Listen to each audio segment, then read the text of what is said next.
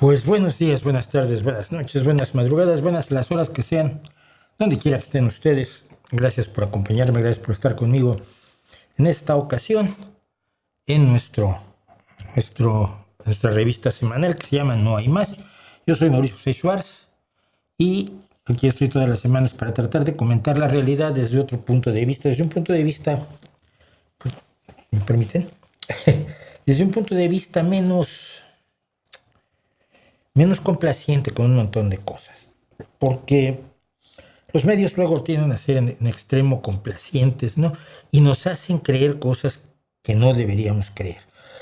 Por ejemplo, hay gente que, y lo veíamos con el caso de de Elon Musk, ¿no?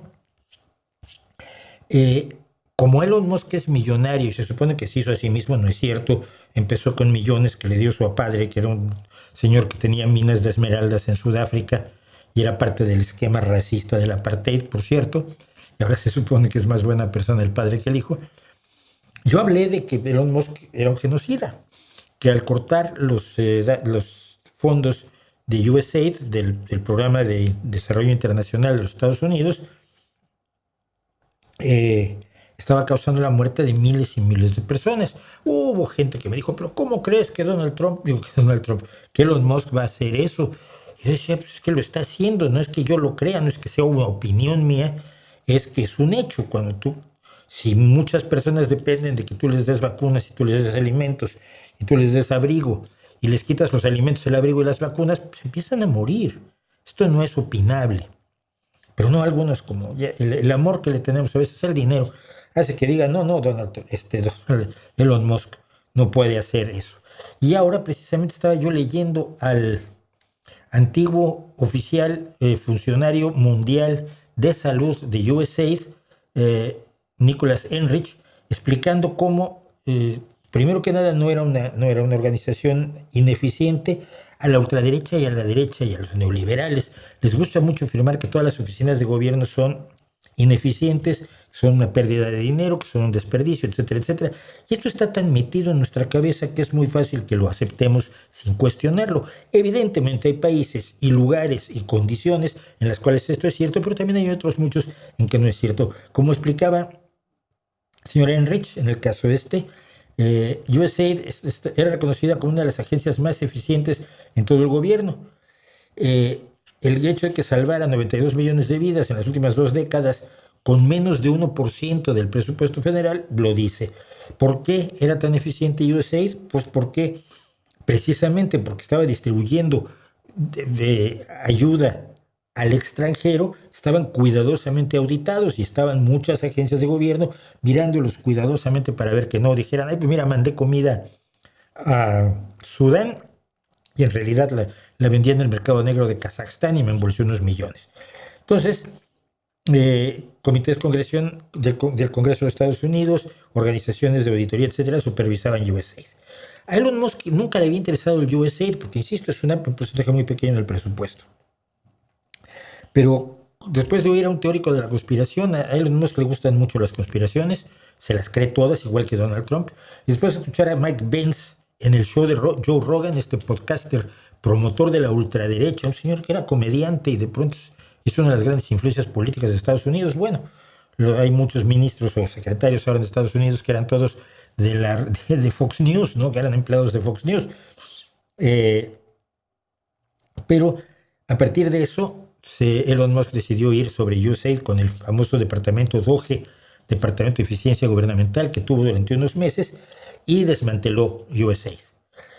Este señor, que es un funcionario, está diciendo que los cálculos más conservadores muestran que ya han muerto por la falta de la ayuda de Estados Unidos 750,000 personas, la mayoría de ellos niños.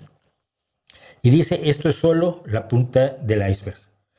Es lo que vamos a ver en los próximos años, cuando nazcan nuevos bebés que ya no tengan las vacunas que solíamos dar, bebés que nacen con virus de la inmunodeficiencia humana a altas tasas en algunas clínicas, cuando solo hace un año esas tasas estaban cercanas a cero. Pues se trata a la madre. Cuando se sabe que una madre es seropositiva, que una mujer es seropositiva y se embaraza, se le trata para evitar que el virus se transmite al hijo. Es una de las vías de transmisión del VIH, además de los fluidos corporales, ¿no?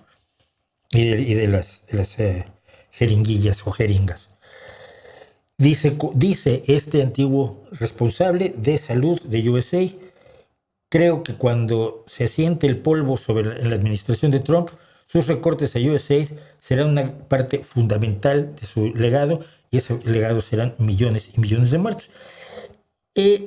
Mucha gente no quiere creer esto, otros lo presentan de una manera absolutamente escandalosa y todo es malo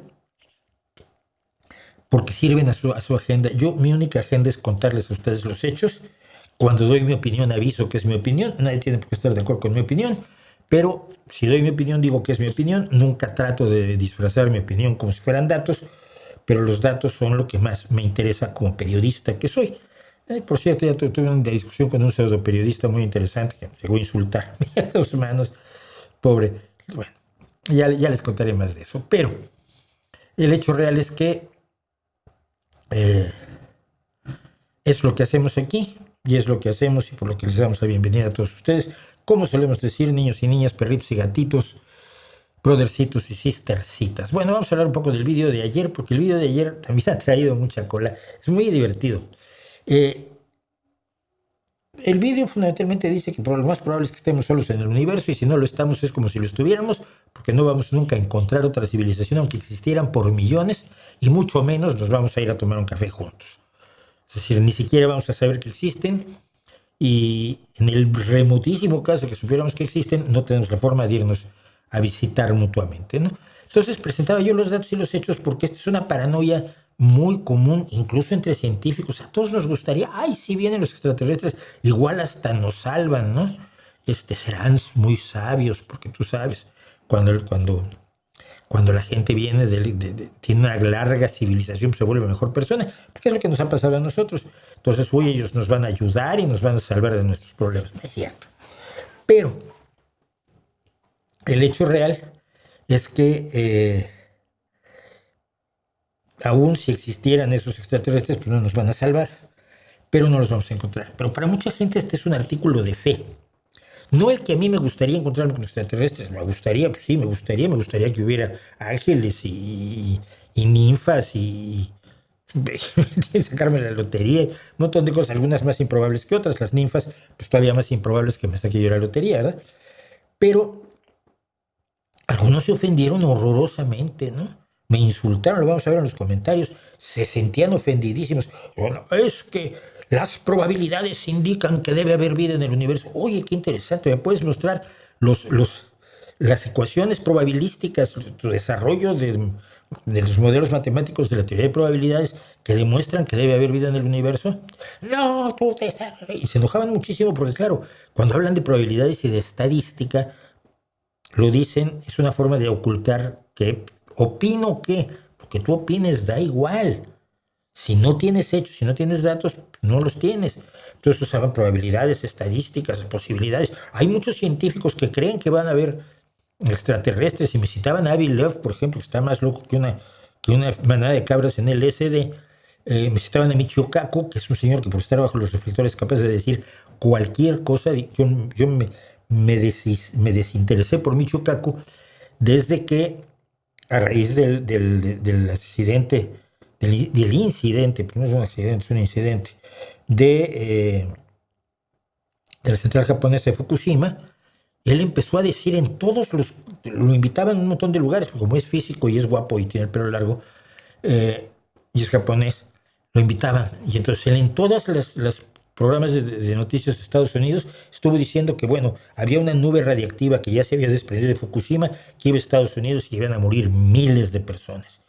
Y yo decía, no es cierto, y no porque yo sepa o no sepa más, sino porque yo leía expertos que contaban lo que realmente estaba ocurriendo en Fukushima. Entonces yo dije, pues si Michio Kaku es capaz de decir esto sin ninguna información, pues el señor no me interesa para nada, ¿no? Pero citan a científicos porque es un argumento de autoridad. Si los científicos creen que hay vida extraterrestre, pues habrá vida extraterrestre. No, fíjate, no es así. Y si los científicos, hay un científico que cree en Dios, entonces Dios existe, pues tampoco, lo siento de verdad. Entonces, Yo me divertí mucho, ha tenido un montonal de visualizaciones. No me gustaría que fuera esto lo principal, por lo que me, me vieran, pero bueno, creo que hay cosas mucho más relevantes e importantes en nuestra vida cotidiana y que tratamos aquí. Pero esto parece haber tocado una fibra sensible, y entonces pues, sí estamos solos en el universo. ¿Y qué? Lo que hay que hacer es otra cosa, y es tratarnos bien y disfrutarnos bien y mejorar moral, éticamente nosotros, y disfrutar lo bueno que tiene la vida. Pero en fin, así es esto. Vamos a hacer unos segundos de ¿qué dicen ustedes? ¿Crees que lo que dijo Trump sobre México en el G7 puede empezar a cambiar la perspectiva que se tiene en Europa sobre la situación con los cárteles? No lo sé.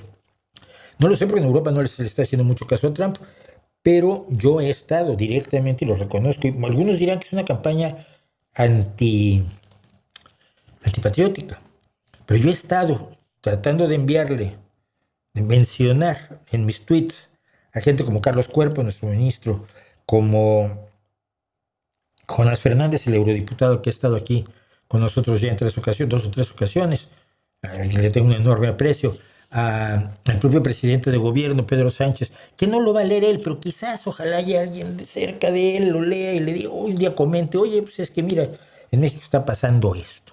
Y estoy refiriéndome a las peores tragedias, a los problemas de salud, a los problemas de desaparecidos, al desprecio a las madres y padres que buscan a sus hijos desaparecidos desde antes de que llegara Morena. No tendrían por qué estarlo ocultando esos horrores el gobierno de Morena, pero lo está haciendo porque es su ADN, paranoico y absurdo. Y entonces yo lo estoy haciendo porque creo que es importante que se sepa, no para que para que Europa deje de comerciar, por ejemplo, con México, ni mucho menos, ¿no? Si hay intereses comunes y la política es así, pero sí que haya conciencia del horror que se está viviendo en México y de quienes están cometiendo ese horror, que son aquellos que hace muchos años, hoy vamos a hablar del 68, de hace muchos años se decía gente progresista de izquierda interesada en el pueblo, y resulta que el pueblo era lo que menos les interesaba, una vez que tienen un salario de gobierno. Bueno, pero yo no creo que lo dicho por Elon Musk pueda cambiar esa perspectiva. Sí creo que debe cambiar esa perspectiva, pero también creo que es triste que Donald Trump diga la verdad. Y la verdad es que México ha perdido el control sobre por lo menos partes de su territorio, y que lo oculta porque así le conviene políticamente a Sheinbaum, al partido en el poder, al partido oficial, al nuevo partido oficial, pero el partido oficial antes era el PRI, y que van a negar toda la realidad para salvarse. Eso me molesta muchísimo.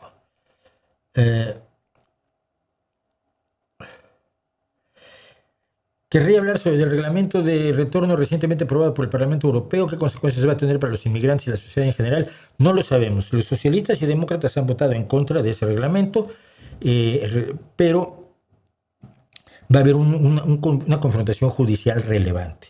Y esto lo sé porque se lo escuché precisamente a un eurodiputado del Partido Socialista de Cataluña, que lo explicaba hoy en Twitter. Este reglamento va en contra de artículos de la Constitución Europea. Ninguna ley puede ir en contra de los artículos de la Constitución, pero la Constitución es la ley máxima en los países y en Europa también, por supuesto. Entonces, va a haber un debate. Creo que sería un terrible error. De momento no significa nada, pero puede llegar a significar las devoluciones de inmigrantes que la derecha sueña y que son lo más parecido a darse un tiro en un pie para Europa. A ver, Europa efectivamente tiene un fenómeno de reducción de la natalidad. Europa tiene un envejecimiento de la población y la mayoría de la gente de mi edad está jubilada y está cobrando una pensión. Yo no cobro pensiones, y mientras pueda evitarlo, no cobraré pensiones. Sobre todo porque quiero seguir trabajando, y las pensiones aquí me obligarían a dejar de trabajar en España. Bueno, el caso es que la gente de la edad de mi hijo, que tienen 17, 18 años, probablemente empezarán a entrar al mercado laboral en los próximos años, no tienen esperanza de tener pensiones a menos que haya suficiente gente trabajando en España para mantener el sistema de pensiones. Y como no van a nacer esas personas, pues tienen que venir de algún lado. Y son inmigrantes. Y son inmigrantes que además le dan, como todos los inmigrantes, le dan muchísimo a los países a los que van. Piensen en todos los científicos europeos que enriquecieron la ciencia en Estados Unidos. Piensen en todas las gentes de medio mundo que fueron a México y aportaron cambios. Ya hemos hecho algún video sobre concretamente la inmigración a México.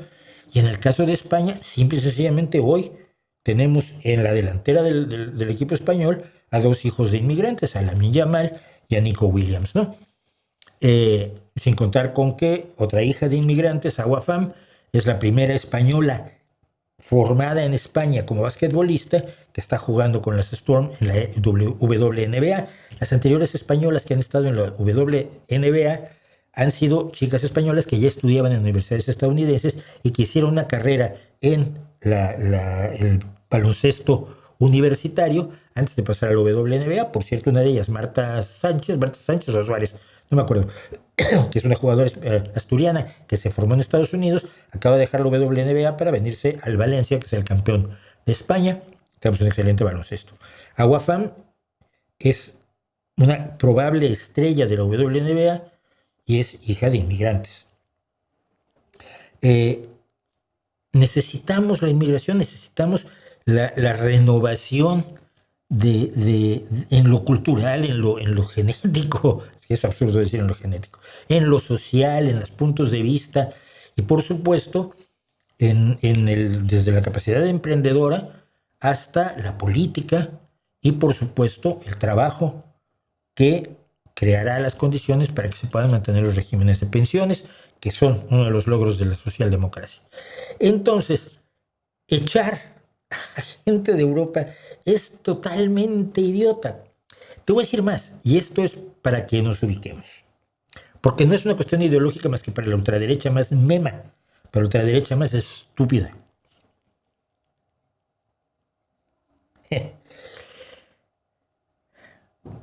Giorgia Meloni, presidenta de gobierno, primera ministra italiana, mujer de ultraderecha, que está aplaudiendo este reglamento,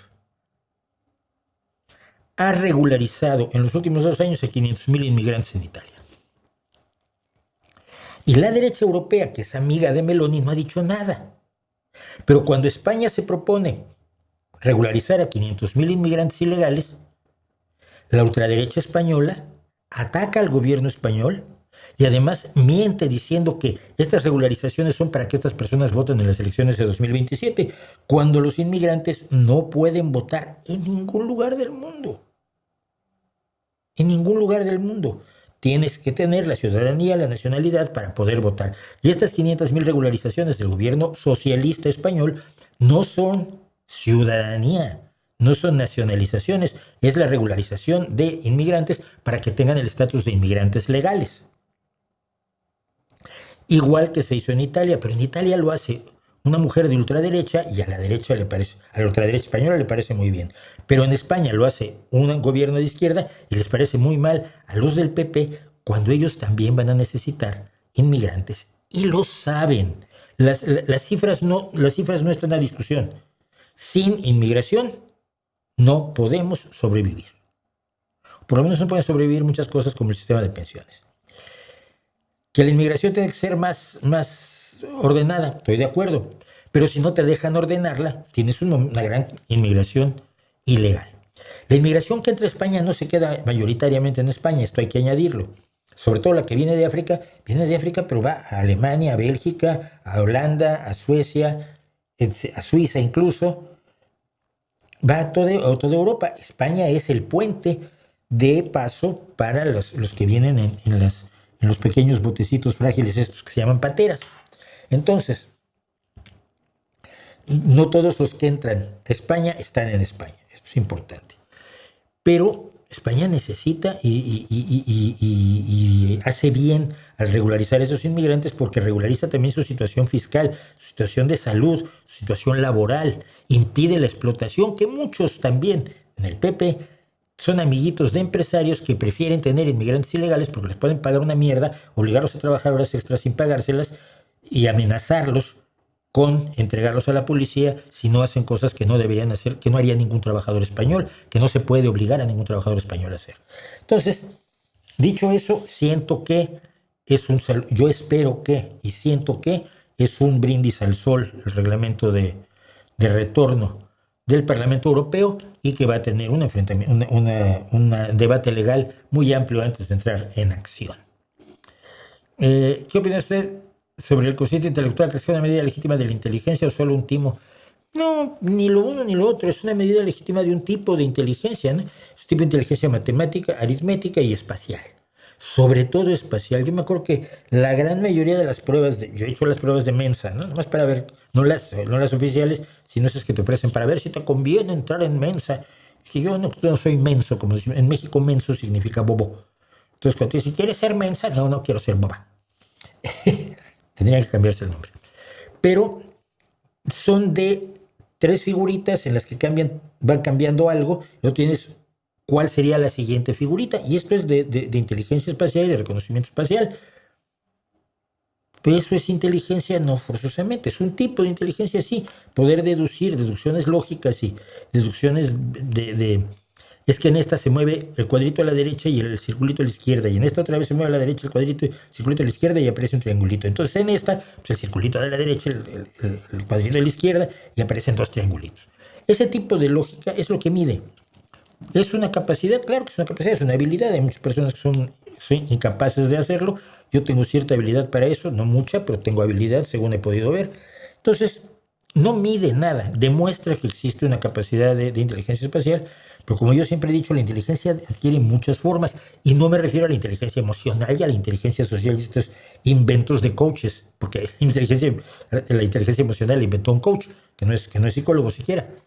Entonces, pero hay inteligencia de carácter matemático, inteligencia espacial, hay ciertos niveles de intuición, hay la inteligencia de la que yo he hablado aquí, por ejemplo, de los futbolistas, y podría decir de los baloncestistas. Lo que se llama en baloncesto el cociente intelectual del baloncesto no es una cosa etérea, es la capacidad de ver a las 9 personas que están contigo en la cancha, calcular sus movimientos y saber que si aquel o ella viene corriendo para acá y lanzas la pelota entre esos 2 defensas, al rebote ella va a entrar y directo a la canasta.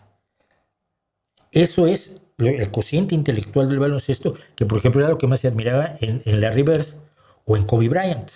Más que la sola habilidad física, que por ejemplo en lo que son excelentes Michael Jordan, por poner un caso, y creo que ahora LeBron James o Anthony Edwards, es la capacidad de aplicar la inteligencia en el movimiento de las 9 personas que están a tu alrededor, todos moviéndose en direcciones distintas, buscar el ángulo, la velocidad, el pase correcto, o la decisión de que si estos me están atrayendo defensores y me abren un camino, voy a ir por allá. La toma de decisiones instantánea en el fútbol, en el baloncesto, en el fútbol americano, en el béisbol incluso, son formas de inteligencia que luego no consideramos, ¿no? ¿Qué opina del empate de España a Cabo Verde? El portero de Cabo Verde pasó de 50,000 a 5 millones de seguidores por ese partido. A ver, al portero de Cabo Verde, yo quiero que no se le deje entrar a España nunca más. A Bociña. Jamás. No, prohibido. Horroroso. Es un porterazo. Pero es un porterazo que tuvo ayer su gran partido. Tiene un título. Ganó el campeonato de Chipre. Tiene un título en toda su carrera y tiene 40 años. Yo cuando lo veía me dijeron, ¿y Bociña? Que tiene 32, 33 años. Me calculaba yo 42, 43 años. No, tenía 30 y 10 años. Tiene 30 y 10 años. Pero, como todos los jugadores pueden tener un día excelente. Ayer el portero de Croacia lo tuvo. Y tuvo una intervención maravillosa. Entonces, dicho eso, el portero de Cabo Verde, me quito el sombrero ante él. Y portero es lo que yo traté de jugar cuando era pequeñito. España mal. Demasiado lento, un juego demasiado lento, un juego horizontal absolutamente contrario a lo que hizo a la gran España de Del Bosque, de Guardiola, de Luis Enrique. Y no creo que sea un problema de Luis de la Fuente, no lo sé, pero es decir, el pase horizontal, el pase atrasado, la lentitud, la falta de imaginación. Y Cabo Verde hizo un planteamiento defensivo que era perfecto para el tipo de poco fútbol que hizo España, ¿no? No pudimos ver ni siquiera el planteamiento defensivo de España porque Cabo Verde no atacó. Pero es increíble que se haya empatado. Bien por Cabo Verde, mal por España. Tendrá que replantearse las cosas si quiere pasar a 16avos de final. Y como portero admiro a Bociña como el portero de Croacia ayer, pero ya, sus últimas paradas ya no puede ser. No puede ser, hombre. Debe poderse meter un gol. Pero bueno. Dice Antonio Gabriel, vaya personaje debió ser loco, al menos por lo que cuentas en el Substack, pero tengo la impresión de que también era muy inteligente, al menos en lo que acumular conocimiento, además consumar 2 más 2, en lo que respecta a las limitaciones físicas básicas, ir a otros planetas. No, estoy mezclando dos cosas. En lo que acumular conocimiento, sí. A ver, el loco era un gran tipo y lo quise muchísimo, pese a que las que me hizo, vaya, son aterradoras, pero sí el buen loco, al que nunca supo que yo le decía el loco, por supuesto, ¿no? El buen gringo loco. Pero sí, era un gran tipo. El psicoanálisis se ha perdido frente a las neurociencias. El psicoanálisis nunca tuvo nada que hacer, era una especulación vacía, delirante de Freud, sin base alguna, se le ocurría. Y no te olvides que el psicoanálisis nació para curar una enfermedad que no existe, es la histeria. Así que, Guillermo Caicedo, estoy a pocas horas de entrar al quirófano para mi cirugía de estimulación cerebral profunda para mi Parkinson. Gracias por tanto. La mayor de las suertes, Guillermo Caicedo. Si funciona además esta cirugía de estimulación cerebral profunda, me gustaría que me lo dijeras. Yo he visto el resultado de esta cirugía y me parece casi magia. Y si tiene resultados, aunque sea a mediano plazo, me gustaría que nos lo contara, sobre todo porque un señor al que yo admiré muchísimo y quise muchísimo también, que fue mi jefe, compañero y amigo, murió de Parkinson cuando lo iban a operar, no sé cómo, en Estados Unidos. Entonces, bueno, repórtese con el like, carajo, dice Rafael Martínez, que parece que se ha cabreado con el resto del personal. Así que, ¿qué opinas de Cristiano Ronaldo? ¿Todavía podemos seguirlo comparando con Messi? No, a ver, nunca fue, o sea, él es un gran jugador que siempre se sintió a la altura de Messi, pero nunca estuvo a la altura de Messi. En campeonatos lo ves, en balones de oro lo ves. ¿Es mejor Messi? Sí, Cristiano Ronaldo es un gran jugador, es una verdadera estrella y nada más, ¿no? Yo creo que es pues un tipo mucho más de el equipo juega para mí, ¿sí? Mientras que Messi siempre ha sido un jugador más de equipo. Por eso Messi tiene las asistencias más maravillosas del mundo. Cuando tenía Neymar y a Suárez, era como Pelé cuando tenía a Rivelino y a Jairzinho. No hay forma de pararlos. Porque si le mandas a esos personajes a Messi, estás dejando suelto o a Suárez o a Neymar, ¿no? Entonces,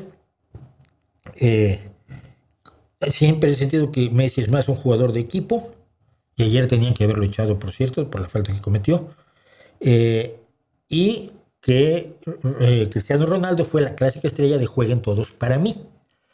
Pero de ahí en fuera me parece uno de los grandes, los dos son los grandes de su momento, de finales del siglo XX, no, perdón, de principios del siglo XXI, son los dos grandes jugadores y punto, ¿no? Se retiran los dos en este mundial junto con Luka Modric, por cierto. No sé si el acuso que da Seadis Cronos esté fundamentado. Si no me das datos, no puedo ni comentarlo. De verdad. ¿No te gustan de Pretty Reckless? No mucho. Acaban de subir su concierto en Hellfest de este mismo año en el canal Arte Concert de YouTube. Mi problema con Pretty Reckless es que si exaltan lo que viven, en términos de drogas, en términos de una vida desordenada, pues está mal. Pero si como parece exaltan algo en lo que no creen, porque no lo viven así, pero se lo están vendiendo a la gente, me caen peor. Y mira que ella me parece una extraordinaria cantante. Death by Rock and Roll, una de sus últimas canciones, me gustó muchísimo, pero no soy tan fan. No soy tan fan. Bueno, vamos a empezar porque tenemos muchísimas cosas que hacer. Y miren, hace mucho tiempo me han pedido que comente yo cosas que hace un señor que se llama algo Rosarín, que es mexicano o es de, no sé, de otro país, se avecindó en México, se hizo mexicano, qué sé yo, da igual. Y como no lo conozco, pues, no puedo decir nada, ¿no? Está bien, ahí está él. Pero pasó lo siguiente. Por una serie de cuestiones rarísimas, mientras voy acomodando esto, miren, por una serie de cuestiones rarísimas, estaba yo viendo el fenómeno de la vivienda en China. Y entonces estaba yo viendo el fenómeno de la vivienda en China cuando alguien me mandó un video de este señor Rosarín. Y me horrorizó. Porque hace algo que es muy, muy, muy propio de los propagandistas. Y es mentir con la verdad. Me explico. Él presenta un hecho real, absoluto, demostrado, y vamos a verlo porque voy a dedicarle bastante tiempo. Presenta un hecho. Luego, a partir de ese hecho, saca conclusiones que no se desprenden de ese hecho, pero que tienen una función, por lo visto, ideológica, en su caso. Y entonces, yo me quedé con plan de, esto es trampa, todo tipo. Bueno, entonces, vamos a ver qué es lo que dice. Dice que hay sus jóvenes en China que tienen su casa, que hay ningún otro país o casi ningún otro país del mundo tiene ese beneficio, no es un beneficio. Dice que esto se consigue combatiendo la especulación de la vivienda, porque es el factor agravante número uno en esto, que no es cierto. Y además llama neoliberalismo a lo que no es neoliberalismo. Dice que la especulación inmobiliaria produce una serie de cosas que no produce directamente. Y finalmente lo que dice es que el problema es que su generación, que no es mayor, ahora lo vamos a ver, tiene que entender que lo que tiene que hacer es luchar contra la propiedad privada de los medios de producción. Son 5 puntos. Vamos a verlos y luego hablamos. Hoy en China, 74% de las personas entre 25 y 35 años tienen casa propia. 74%. Prácticamente ningún otro país del mundo tiene ese beneficio. Y creo que es algo que deberíamos de ser mucho más conscientes y exigir. Y entender también que para poder llegar a eso, hay cosas que tenemos que combatir directamente. Primero que nada, las políticas neoliberales de la especulación en la vivienda, que es sin duda el factor agravante número 1 en este sentido, la especulación con la vivienda. Y tal cual esto lo dice el gobierno chino. La vivienda es para vivir, no para especular. La especulación inmobiliaria no solo produce la gentrificación, la destrucción de la fibra social, el exceso de acumulación de ganancia y la proliferación de la desigualdad, sino que también produce los efectos negativos como los que acabo de explicar en este video. Estas son las luchas a las cuales realmente deberíamos de dedicarle nuestro tiempo y nuestro interés. Hay que empezarlas entendiendo con los efectos que ya sentimos, como esta ansiedad de nuestra generación, pero hay que entender que todo esto tiene un trasfondo material, que son de las relaciones económicas y la propiedad privada de los medios de producción. Diego Rosarín se llama. Bueno, entonces decíamos 5 puntos. Vamos a ver esos 5 puntos poco a poco. Primero, efectivamente, China tiene entre un 70 y 75% de propiedad de la vivienda por parte de los millennials. La pregunta es ¿por qué? ¿Porque el gobierno ha eliminado la propiedad privada de los medios de producción? No. Hay razones para esto. Y lo que yo estaba precisamente estudiando, porque en España hay un problema de vivienda, es que la gente ahorra muchísimo, que hay una enorme presión cultural para ser propietarios de una vivienda antes de casarse y que los padres ayuden. Vietnam e Indonesia tienen algunos de los más jóvenes compradores de vivienda por primera vez, porque tienen economías en expansión y una alta base de propiedad nacional de las viviendas. Perfecto. ¿Saben ustedes cuál es el segundo país después de China que tiene más jóvenes adultos propietarios de su vivienda? México con 46%. México, el México del neoliberalismo, el México con el que todavía están luchando contra el neoliberalismo, porque parece que el neoliberalismo es poderosísimo. En 8 años no han podido apenas hacerle mella los héroes de Morena. Y México tiene el 46% de los jóvenes tienen sus propias viviendas. A lo mejor lo que nos está diciendo este señor Rusarín no es cierto. Ahora, ¿qué pasa con los que tienen muy poca propiedad? La gente no compra sus casas. Pobrecitos, es una tragedia. No, no forzosamente. Por ejemplo, los países con menos propiedad de vivienda de la población en general son Suiza, Alemania y Austria. En estas naciones hay programas muy profundos de estabilización del precio del alquiler, fuertes protecciones para los inquilinos y un mercado donde la vivienda es cara, así que la mayoría de los jóvenes adultos alquilan y lo hacen durante mucho más tiempo que en otros lugares del mundo. En Alemania y en Austria, la propiedad de la vivienda está entre el 46 y el 51%. ¿Por qué? Porque hay un mercado privado altamente regulado y hay vivienda de alquiler ampliamente subsidiada por el Estado. Si el Estado me subsidia el alquiler, ¿para qué compro? ¿Para qué compro? En México yo alquilé toda mi vida. Yo en México intenté comprar una casa, pero Cedillo dijo que no, que tenía yo que venderla porque me había armado una crisis económica brutal en el 94-95, ¿no? Pero aquí en España es la primera vez que yo me he visto en la situación de comprar una casa. Y para esto tuve que pedir un crédito del 100%, porque no tenía yo para pagar el pago adelantado o el enganche. O sea, que la gran propiedad de la vivienda depende de muchas cosas, entre otras de una cultura de propiedad de la vivienda o de una cultura del alquiler. A mí me alarma mucho que en España no había cultura del alquiler. Yo llegué aquí, veía todo el mundo quiere tener su casa y yo, ¿por qué no? Pues está bien tenerla, pero tampoco se acaba el mundo. En fin, bueno. ¿Dónde es más cara la vivienda? Pues en los Emiratos Árabes Unidos, principalmente en Dubái y Abu Dhabi, porque tienen 0 impuestos sobre la propiedad y sobre los ingresos, y tienen un sector de la propiedad ampliamente líquido. Entonces, los precios residenciales en Dubái lo han convertido en uno de los más costosos porque está orientada la venta de la vivienda a la inversión.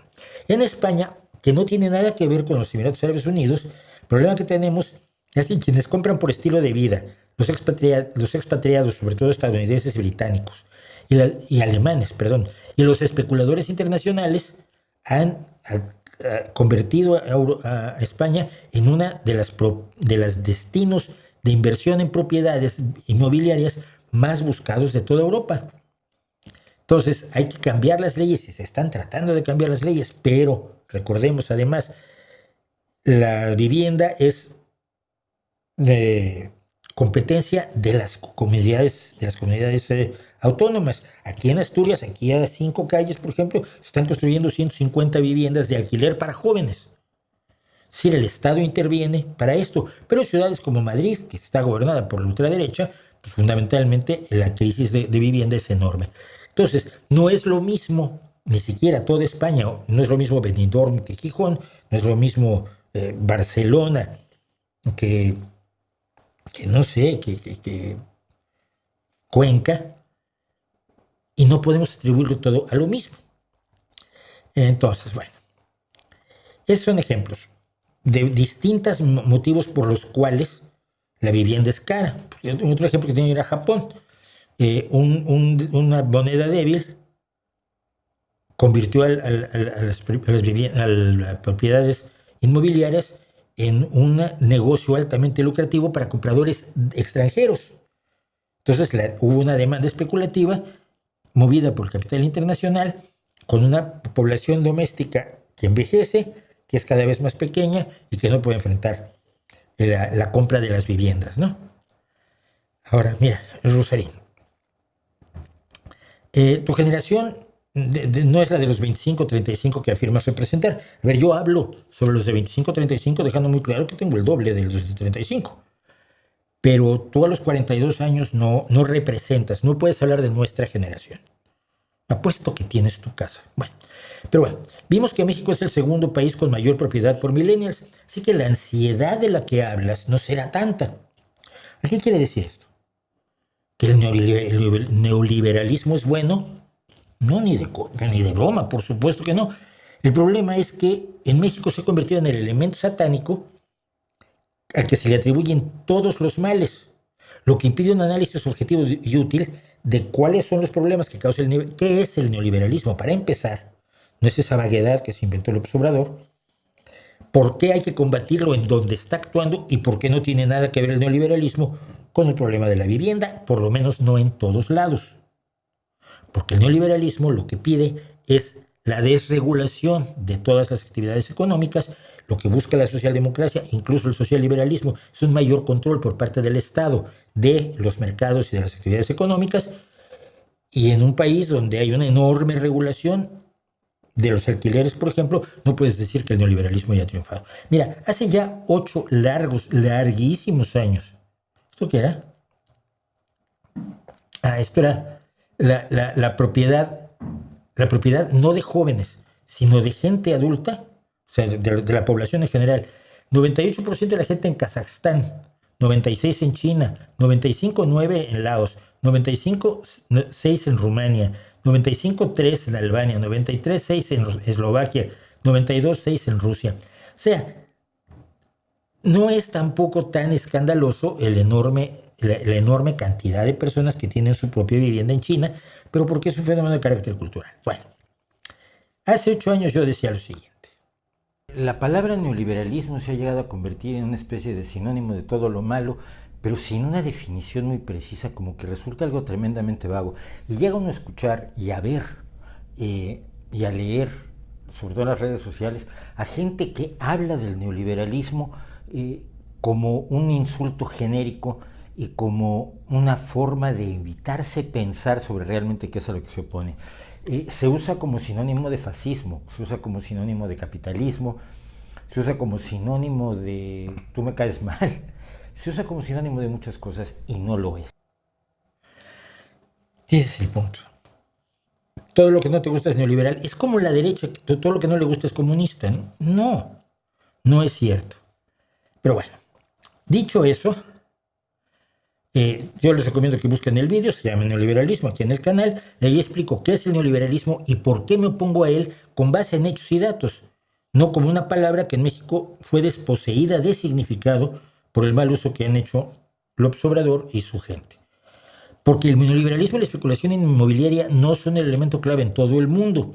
Ese simplismo es propio de la propaganda y no de la información. Veamos algo de información sobre China. Primero que nada, los sueldos en China son bajísimos. En las ciudades de primer nivel, Shanghái, Beijing, Shenzhen, el promedio es entre 900 y 1.400 dólares o euros más o menos al mes. En las ciudades de nivel 2 y 3, entre 600 y 800 dólares al mes. Son sueldos bajísimos. La vivienda, por su parte, es carísima.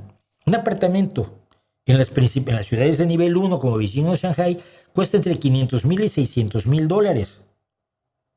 Mientras que una casa de 3 habitaciones en una ciudad de segundo nivel va de los 200,000 a los 560,000 dólares.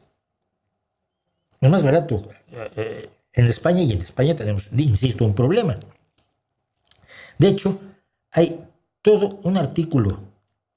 La palabra neoliberalismo en la revista Forbes de hace ya algunos años sobre cómo hace la gente en China para pagarse sus viviendas tan ridículamente, escandalosamente caras. ¿Cómo se compra una casa en los países con la vivienda más cara del mundo con esos sueldos? Pues miren ustedes. El costo de la vida es bajo en general en China. Así que los salarios rinden más. Existe una cosa que se llama la paridad, ¿cómo se llama? es una forma de comparar los salarios por su capacidad de compra y no por, si tú ganas $1,000 en Botswana y $1,000 en Nueva York, pues en Botswana vives mucho mejor porque esos $1,000 compran mucho más que lo que te pueden comprar en Nueva York, donde vivirías en la miseria más absoluta. Entonces, hay una forma de calcular los salarios respecto a su capacidad de compra. Y la capacidad de compra en China no es tan alta. China está en el lugar 78, y mira que mencionaba yo a Botswana. China está en el lugar 78, por debajo de Botswana, en el cálculo de paridad de poder adquisitivo de los sueldos. No tiene un gran poder adquisitivo. En esa misma lista, España está en el lugar 32 y México está en el 70, todavía por encima de China. Es decir, el salario promedio en México te permite vivir mejor que en China. Y en España mejor que en México y en China. No es pues tan suficiente el salario chino como para comprar esas casas, pero hay un fenómeno más. La cultura y la política de un solo hijo han hecho que las familias reúnan su dinero para comprarle la casa a los hombres antes de que se casen, porque está muy mal visto socialmente que te cases sin tener casa. No es que ellos, los jóvenes, ganen suficiente para comprarse una casa. ¡Ay, los jóvenes compraron casa! No es cierto. Padres y abuelos ayudan a los hijos y esto se le llama, en China, que son muy dados a este tipo de nombres, la política de las 6 carteras.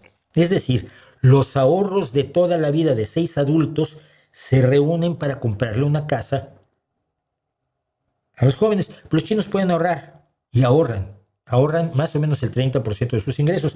Si con $1,000 puedes ahorrar el 30%, vas a vivir en condiciones que mucha gente no está dispuesta a vivir. Porque eso sí, los bancos que son fundamentalmente del Estado chino piden un primer pago de 30% a 60% del valor de la propiedad. El enganche es más de la mitad. Pero hay otro fenómeno que obliga a la gente a comprar.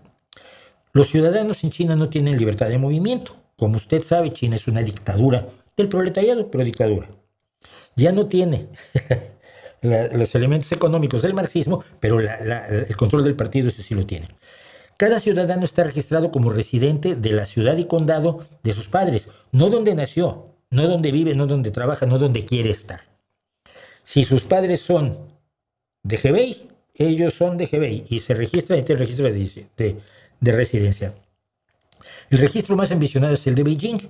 Si alguien tiene un registro de otro lugar, pues puede, como Hebei, por ejemplo, puede visitar Beijing y trabajar allí, pero para casarse y tener un hijo no va a tener apoyo del gobierno y no puede enviar a su hijo a una escuela de Beijing, a menos que o se case con una persona de Beijing para que el bebé herede el registro de esa persona y no el de él de Hebei, o comprar una vivienda en Beijing. Entonces, préstenme dinero para comprar.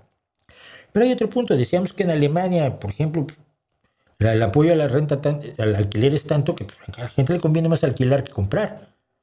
En cambio, en China, el arrendamiento de vivienda está desalentado porque la ley favorece al casero por encima del inquilino. Por ejemplo, si el casero decide vender la propiedad porque tiene una buena oportunidad, puede echar a los inquilinos legalmente sin darles más que un aviso: te vas. Alquilar es siempre inseguro y por eso favorece, esa política de China también favorece la compra de vivienda.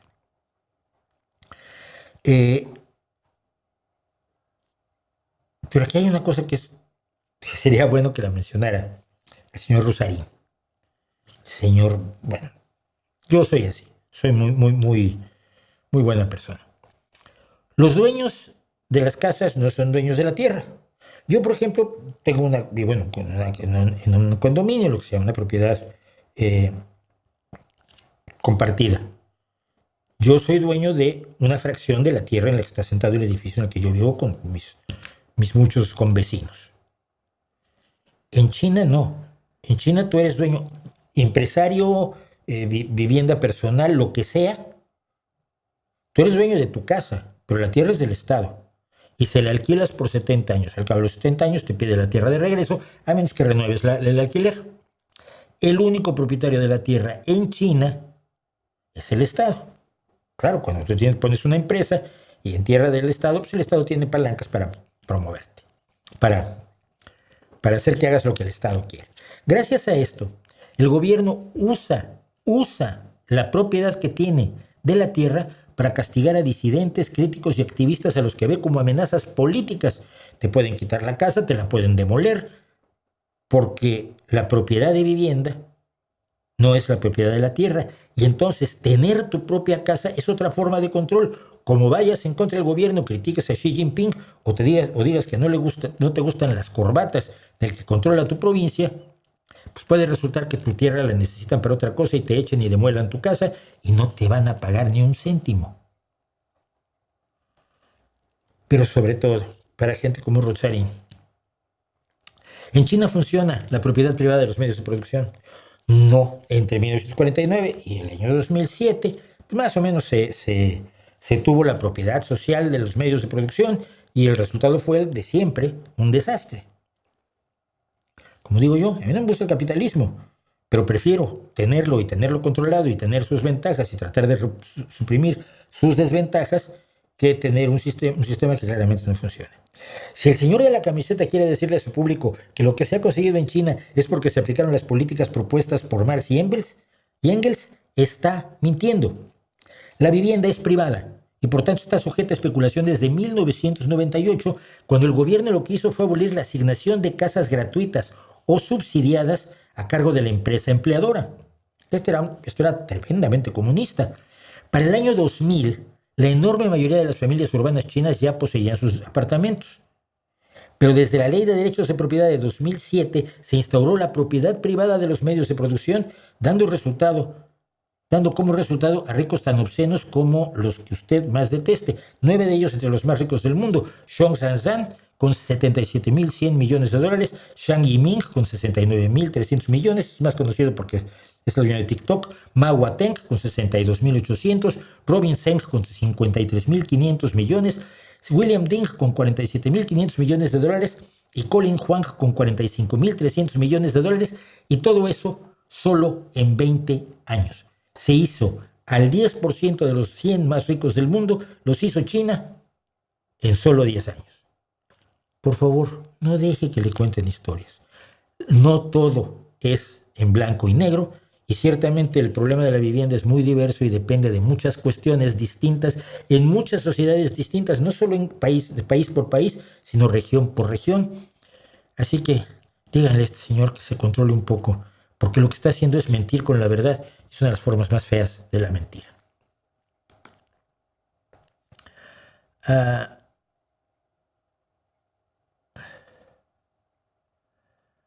Como veterano de Internet, me pregunta Pablo PD1WH, ¿qué diferencias destacarías en el Internet, digamos, 1995 a 2005 y el de hoy?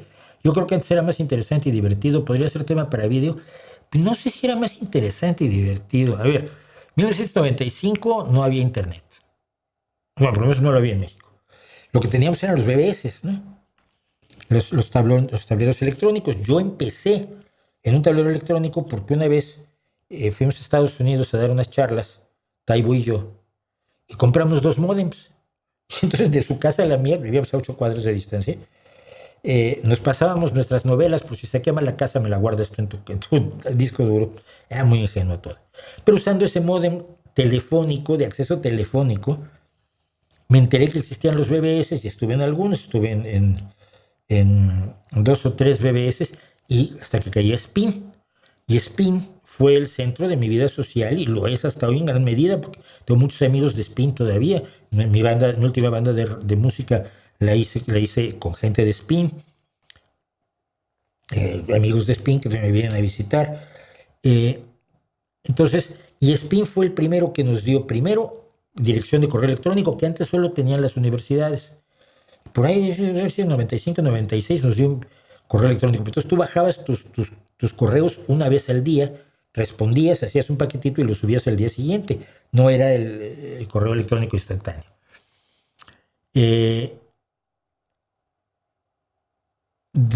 Era lento, era cerrado, y fue Spin también quien por primera vez nos dio nuestras páginas web. Fuimos probablemente los primeros mexicanos que tuvieron páginas web fuera de las universidades, que antes Internet era solo para las universidades, y yo allí tuve mi primera página web en 1998, por ahí.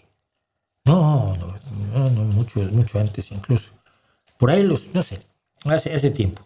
El caso es que Internet era un campo de juegos. Hoy es el alma del planeta, ¿no? Yo no sé si sea más divertido, pero es más interesante lo es ahora. Tengo acceso a muchísima más información. Tengo acceso a muchísimas más opciones. Tengo acceso a muchísima más gente. Tengo acceso a muchísimo más talento. A mí me importa mucho estar cerca del talento y poder ver el talento que hay en TikTok, o el talento que hay en lugares de literatura, o el talento que hay en fotografía, por todo el mundo. Y disfrutar a músicos que no voy a ver en persona probablemente en mi vida, ¿no? El otro día yo descubría a, ¿cómo se llama? Irma Pani, una cantante, compositora, cantautora con letras absolutamente alucinantes, que toca magníficamente la guitarra, tiene una voz absolutamente angelical y es de Camerún, pero criada parte de su vida en París. Entonces, tiene de hecho una canción entre París y Douala, entre la capital francesa donde se formó y la capital camerunense de donde es ella, no me acuerdo cómo se llama, la capital de Camerún, lo siento. Es inteligente, es profunda, es deliciosa. ¿Cuándo iba yo a encontrar una cantante camerunesa que tiene una carrera ya larga? Pues yo no me había enterado, por accidente apareció en mi timeline, ¿no? Entonces, yo no soy de los que miran al pasado y digo, ay, estábamos mejor antes. No estábamos mejor antes. Internet era limitado, Internet era bastante más bobo, los virus se te metían con una facilidad muchísimo mayor, luego se la pasaba uno luchando contra los virus. Era caro, era muchísimo más caro que ahora, tenía muchísimo menos alcance y tenía muchísima menos relevancia social, política, incluso romántica, ¿no? Mira, te lo voy a contar. El segundo año de noviazgo con mi pareja, yo estaba en México y yo estaba aquí, y nos veíamos por ICQ. Los domingos conversábamos por ICQ, porque bueno, ella no tenía ordenador, computador. Entonces iba a casa de unos amigos y durante una hora conversábamos. Compara eso con mandarte WhatsApps ahora como lo hace mi hijo con su novia, ¿no? Yo me quedo con el hoy, siempre. ¿Qué opinas de la libertad que le dan a Messi para cometer faltas y salir impune? A ver, momento. Una falta que ya dije que le debieron haber, por lo menos la amarilla. Por lo menos, si se marcó primero que nada se marcó la falta, pero viéndola era de amarilla, por lo menos. Si sacan amarilla o sacan roja, a mí me parecía válida cualquiera de las dos, y sí me parece mal. Pero ¿cuántas faltas comete Messi? O sea, no hables generalmente como, sí, Messi comete millones de faltas. ¿Has sido testigo de la carrera de ese señor? Él y Pelé son los dos jugadores que yo he visto recibir más leña de la historia. Van al hachazo, van a pararlos a como dé lugar. Yo veía las patadas que llevaba Pelé cuando era en 1970, viendo el Mundial en México, y decía, pero ¿cómo aguanta? ¿Qué resistencia al dolor y a la desesperación puede tener este señor Pelé, que cada vez que coge el balón hay alguien tratándole de arrancar la pierna? Y con Messi pasa lo mismo. El gran jugador lleva leña en grandes cantidades. No me vengas a decir ahora que, comete muchas faltas Messi y siempre se las perdonan. No es cierto. La de ayer estoy totalmente de acuerdo. Pero no generalicemos, ¿ok? Ya hablé de lo de Irán y demás. ¿Qué dices del lenguaje inclusivo? A mí siempre me ha parecido que todas las imposiciones sobre el idioma me parecen incorrectas. Tengo vídeos sobre el lenguaje inclusivo, no creo en él. Creo que existe el género epiceno en nuestro idioma. Creo que no hay que copiar lo estadounidense, y en este caso es un asunto estadounidense y de los postmodernos, sobre todo de Judith Butler. Entonces no lo sigo, aunque a veces por cortesía. Por cortesía, sí lo hago. Gracias por tanto, dice Milán, París, Londres. Fieles como siempre en Patreon, muchísimas gracias. Milán, París, Londres. Los vídeos de aficionados extranjeros abrazando a las comadres buscadoras, no. ¿Cómo puede ser que sean más empáticos que los mismos paisanos? Pero los paisanos están en el poder, están jugándose el poder, el dinero, la corrupción, el control del país y la satisfacción narcisista. Les importan más ellos que a los demás.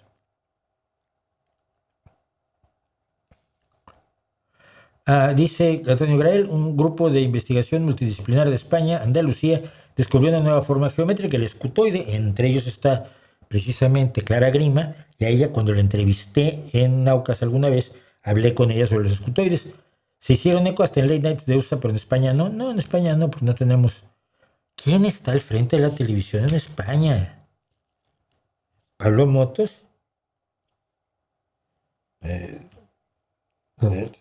¿Cómo se llama? Es que trato de olvidarme los nombres de los que llevan la televisión de ultraderecha en México, ¿no? Digo, de México en España. Así que, bueno.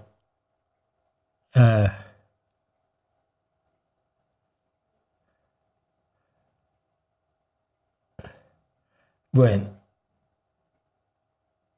No sé de qué están discutiendo, pero dice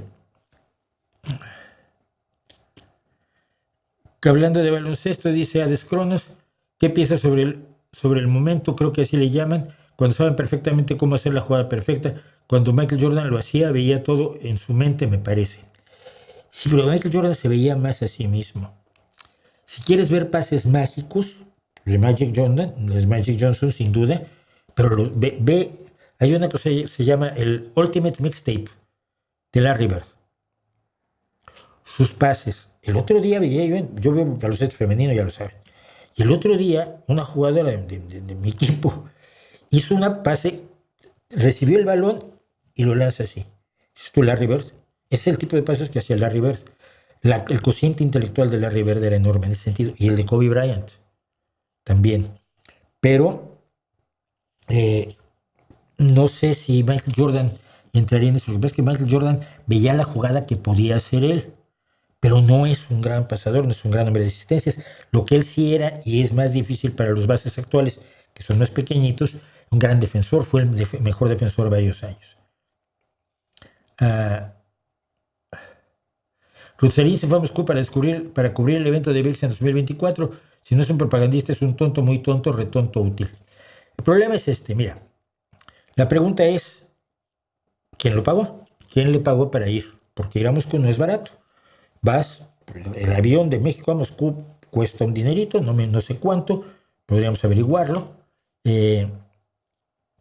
Los hoteles en Moscú tampoco son baratos. Comer en Moscú más o menos bien y trasladarte en Moscú pues, cuesta dinero. ¿Quién pagó? Si pagó él es rico. Si no pagó él, alguien más pagó. Un disco de Café Tacuba, el mejor del rock en español, no, ni de lejos. Si lo dice Rolling Stone, se equivoca. Por fin le toca a Rosarín. Esperen a que Mauricio vea que le lavó la cara a Maduro, o que dicen que en Occidente las mujeres tienen menos derechos que en Irán. Son tonterías que ya he escuchado, pero son tonterías tan evidentes que yo no me quería meter en el asunto. Si no fuera porque estaba yo viendo precisamente problemas de vivienda, porque me interesan, pues no habría yo caído en esto. Pues tampoco me interesa el tipo, no sé ni quién es. Me dicen que puede ir a Moscú cubriendo, porque es periodista, que medio trabaja. No sé, no tengo idea nada del sujeto. Lo único que sé es lo que dijo ahora y cómo se equivoca. Es como lo que pasaba con Zunzunegui. Es que tú no sabes quién es Zunzunegui. No me importa un pito. A mí me importa lo que hace la gente, no quién se supone que es. ¿Nos podrías contar, por favor, la gran pieza Nights in White Satin de Moody Blues? No recuerdo si ya la analizaste, no recuerdo si ya la analicé yo tampoco, porque va creciendo la lista de canciones. Hoy, por cierto, y por una serie de razones que vamos a comentar, decidí hacer Wind of Change de Scorpions. Entonces hoy se las cuento. Interesante, echa la culpa a la ultraderecha española la causa del problema del vivienda en Madrid. No. Cuando este problema viene de reglamentos anteriores a la presencia de esa ultraderecha. Sí. No le estoy echando la culpa de que no está enfrentando el problema. No está enfrentando el problema porque directamente la ida, Isabel Díaz Ayuso,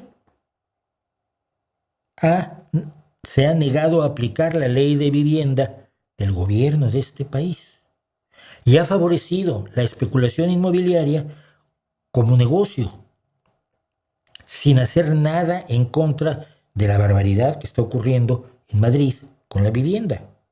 Las causas las puedes encontrar, ¿sabes? Cuando Felipe VII un día dijo que Madrid había...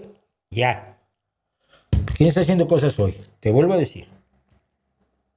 Aquí, en Asturias, el gobierno asturiano del Partido Socialista Obrero Español está construyendo viviendas de alquiler para jóvenes. El gobierno de la ciudad, del municipio de Gijón, donde yo vivo, que es de la ultraderecha boba, la de Foro Asturias, que era, por supuesto, Francisco Álvarez, no quiere participar en la creación de vivienda pública. No quiere usar terrenos públicos que tiene parados allí, inmóviles, para construir vivienda pública de interés social. No es quien tuvo la culpa en el pasado, es quien está haciendo las cosas hoy. Por cierto, hablando de quien está haciendo las cosas, hay una cosa que me interesó mucho y es esta. El hijo de la princesa a la cárcel. Decía yo que un príncipe, y luego me di cuenta que no era un príncipe, aunque lo puse al principio. Pero imagínese usted que alguien perteneciente de alguna manera a la familia real de cualquier país es encarcelado como cualquier ciudadano. Habla bien del país eso, ¿no? ¿Qué piensa usted si un presidente de un país, un candidato a la presidencia de un país, es condenado por 34 delitos y no solo no entra a la cárcel, sino que acaba de presidente? Es lo que pasa en Estados Unidos. ¿Qué pasa si un candidato es amiguísimo de un narcotraficante y luego cuando es presidente de su comunidad autónoma, en el caso de España, le da millones de euros en contratos a su hermana y luego quiere ser presidente y nadie lo puede detener y decir, oye, no es que tú eres un inmoral que no puedes ser presidente, como es el caso de Alberto Núñez Feijóo en España, el gran amigo de Marcial Dorado, el narcotraficante? Porque lo que ocurrió fue lo siguiente, y vamos a empezar como si fuera esto una revista de estas del corazón. Mette Maritz, Jessen Heavy, Lessem Heavy, no, Mette Maritz, Jessen Heavy, es una mujer noruega que llegó de la clase media alta, que en un momento de su vida llegó incluso a trabajar como camarera en una cafetería, que se relacionó con gente de, digamos, de dudosa catadura moral. En 1997 tuvo un hijo fuera del matrimonio, un chico llamado Marius Borg-Heavy, con un padre que en ese momento estaba en la cárcel por delitos relacionados con la droga. Pero esta mujer en 1999 conoció en un festival de música al príncipe heredero de Noruega, Haakon, este señor que, si todo sigue como está hasta hoy, va a ser el siguiente rey de Noruega.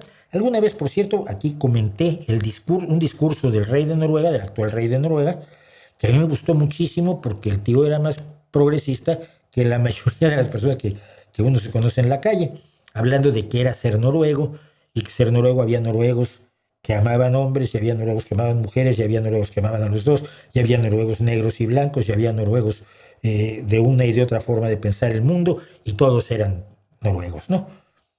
Eso no te lo va a decir nadie de Vox, por ejemplo. Entonces, cuando tienes un rey que es más progresista que los ultraderechistas que tienes tú en casa, llama la atención. Recomiendo ese discurso del rey de Noruega. Pero bueno, este Haakon de Noruega, que va a ser probablemente el rey, es el príncipe heredero, conoció a esta Mette Marit, se casó con ella en 2001 y tiene 2 hijos con ella, pero además adoptó como hijastro a Marius.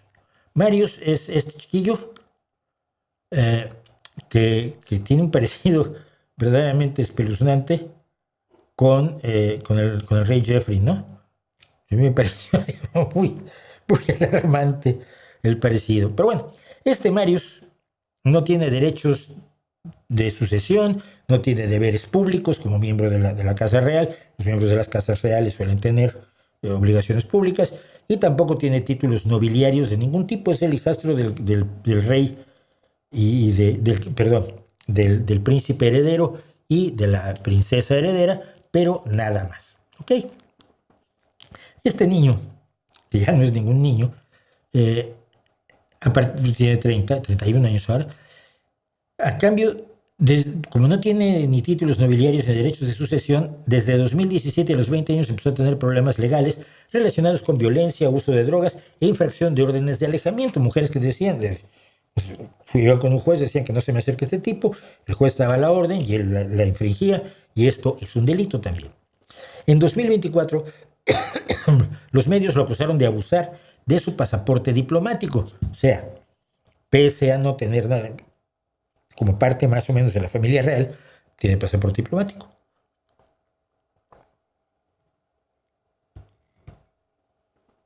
Qué horrible es el agua. No tenía yo Coca-Cola hoy. Bueno.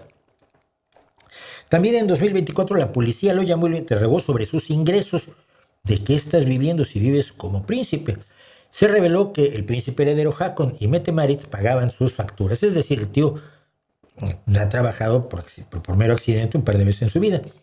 Ese mismo año, 2024, fue arrestado varias veces por acusaciones de violencia, por uso de drogas, por otra infracción de órdenes de alejamiento. En noviembre se le acusó de maltratar a personas con las que mantenía relaciones íntimas, a chicas, infringir otra orden de alejamiento y además conducir sin licencia. Una prueba de sangre que le hicieron cuando fue detenido indicó uso reciente de cocaína, éxtasis y cannabis. Los tres al mismo tiempo, porque cuando tienes dinero te da igual, ¿no?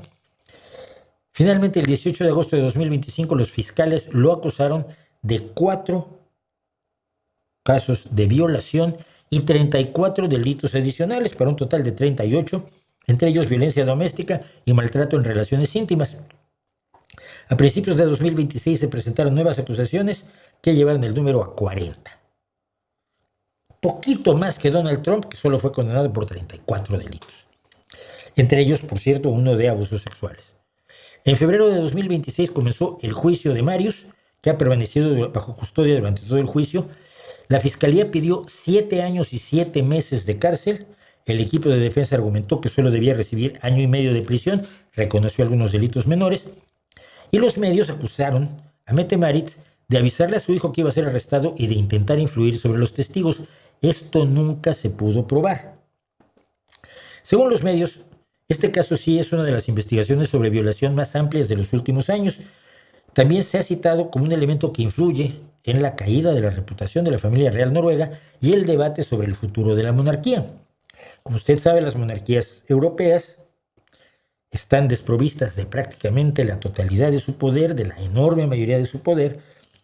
Quizás el más poderoso es el rey de Inglaterra, pero después de la Primera y Segunda Guerra Mundial, las monarquías europeas fundamentalmente quedaron como elementos decorativos y de unión nacional y de simbólica y bla, bla.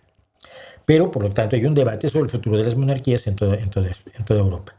El 15 de junio de 2026, es decir, hace 3 días, el Tribunal de Distrito de Oslo encontró a Heiby culpable de 34 de las 40 acusaciones, incluyendo 2 casos de violación, maltrato en relaciones íntimas, golpizas, posesión de drogas y suministro de drogas, más las infracciones a las órdenes de alejamiento, y lo sentenciaron a 4 años de cárcel, además de pagarle $61,000 a las mujeres que lo acusaban de violación. Compare esto. Hay gente que está gritando, ¡ay, solo le dieron 4 años! No sé si las leyes, si están bien las leyes, se están cumpliendo las leyes noruegas, pues el escándalo no lo veo. Si la acusación pedía 7 años y 7 meses y se da más de la mitad de esa condena, supongo que el juez sabe lo que hace y lo hace de acuerdo a las leyes. No lo hace porque sea el hijastro del príncipe heredero. Pero bueno, la gente, ¡ay, como tienen dinero pueden violar! No es cierto. Eso pasa con Estados Unidos. Eso pasa en Estados Unidos. Eso pasa con Donald Trump, que le ha pagado dinero a mujeres con las que ha tenido relaciones, como el caso de Stormy Daniels, que le pagó $130,000 para que no dijera que había estado con él porque comprometía su primera campaña presidencial, o con la mujer a la que le ha pagado un montón de dinero por haberla violado. Pero no ha tocado la cárcel Donald Trump. Pero muchísima gente del PP que tiene casos de corrupción absolutamente escandalosos, de abusos sexuales, acusaciones de lo más brutales, los jueces alargan, los jueces amigos alargan los casos hasta que pues prescriben. En México tienes montones de gobernadores, diputados, candidatos a diputados que han cometido toda clase de atropellos, abusos sexuales, entre ellos, por supuesto, violaciones, acusaciones gravísimas, que nunca se han llevado siquiera a juicio para ver si es inocente. Demos siempre la presunción de inocencia a los presuntos delincuentes, por eso se llaman presuntos. Pero no, tú puedes ser un presunto delincuente de lo más aterrador del mundo. Tú no te preocupes, Morena te dará un espacio, una gobernatura, una diputación, una senaduría, una presidencia municipal o una dirección general o secretaría donde puedes meter la mano hasta el codo en los dineros ajenos, llenarte de ellos y salir 100% impune. Me quedo con el sistema noruego. Yo personalmente me quedo con el sistema noruego.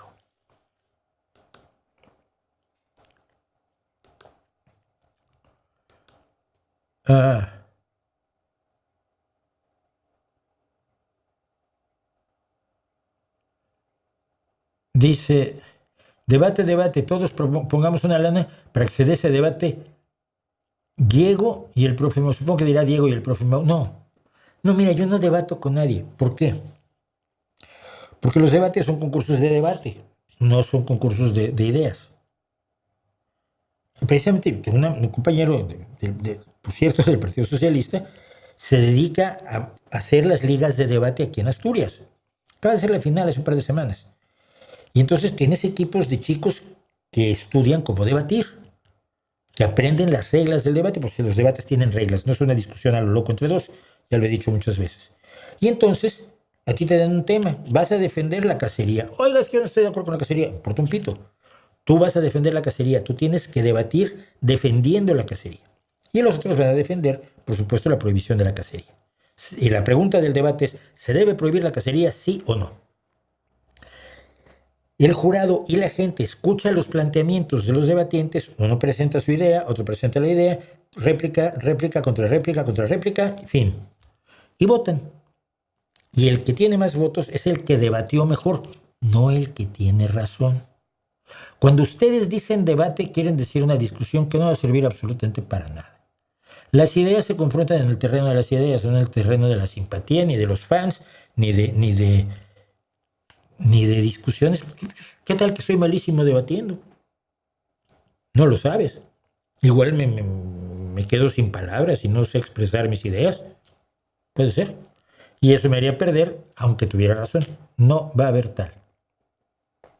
O cumple 84 años Paul McCartney. ¿Cuál es la importancia de Paul más allá de The Beatles?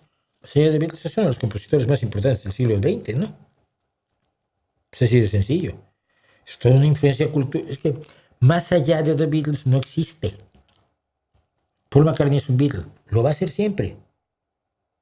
Son 7 años de delirio. Son 7 años de delirio que marcaron las vidas de toda esa gente y de nosotros.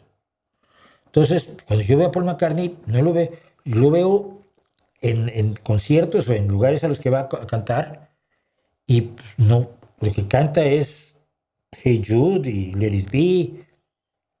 Y Roll Over Beethoven. Bueno, Roll Over Beethoven es de Chuck Berry, además. Y las canciones de los Beatles. Y algunas de sus canciones con Wings y algunas de sus canciones solo. Pero fundamentalmente está allí por los Beatles. Con Wings hizo cosas extraordinarias también. Entonces, no creo que haya un más allá de The Beatles. Pero dentro de The Beatles es una de las dos fuerzas creativas, por supuesto. Es la mejor persona de las dos fuerzas creativas. Esto es un cambio de opinión que muchas veces he dicho que he tenido. Si yo hallaba a Paul McCartney un tipo arrogante y desagradable, y a John Lennon el tipo más buena persona del mundo, y con los años te enteras que John Lennon le pegaba a sus mujeres, que era un tipo bastante atrabiliario y bastante ingenuo en muchas cosas.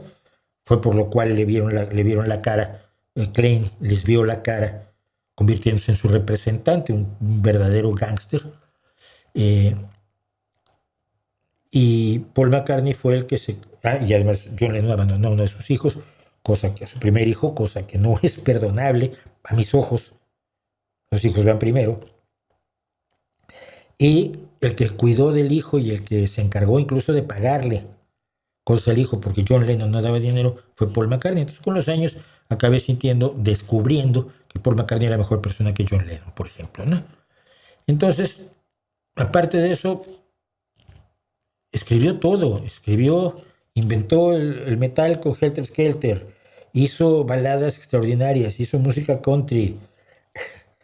Somewhere in the dark hills of Dakota there lived a young boy named Jockey Raccoon, por ejemplo. Hizo cosas de jazz de los años 20, como Maxwell Silverhammer. Hizo Let It Be, hizo Hey Jude, hizo más de la mitad de las canciones grandes de los Beatles, ¿no? Entonces, simplemente el mundo y la música, pero también el mundo no serían los mismos sin él. Feliz cumpleaños, Paul. ¿Por qué España tiene tantos seleccionados nacidos de sus excolonias? ¿Por qué España no tiene tantos seleccionados nacidos de sus excolonias como si los tiene en Francia o Inglaterra? No tiene. Yo mencionaba dos rápidamente, ¿no? Nico Williams y Lamine Yamal. Pero es que España tiene una base de jugadores también españoles de primer nivel. A ver, tienes a Cucurella allí, tienes a Oyarzábal, tienes a Ferran. Entonces, no sé por qué, pero no nacidos de sus excolonias es mucho decir, porque nacieron en España, o en Francia, o en Inglaterra, es jugadores. Rashford es completamente francés, completamente británico. El hecho de que tenga ancestros en alguna excolonia británica me parece irrelevante, ¿no? ¿Qué tiene que ver? ¿Qué tiene que ver? ¿Por qué no dices es que hay muchos galeses o muchos escoceses? Bueno, escoceses no, porque Escocia juega por su lado. Hay muchos galeses, o hay mucha gente de York, o hay demasiados londinenses. ¿Por qué fijarte en las excolonias? ¿Qué lógica tiene?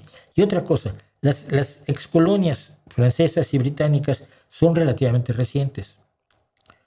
Inglaterra pierde sus últimas colonias con sus últimas colonias importantes con la independencia de la India.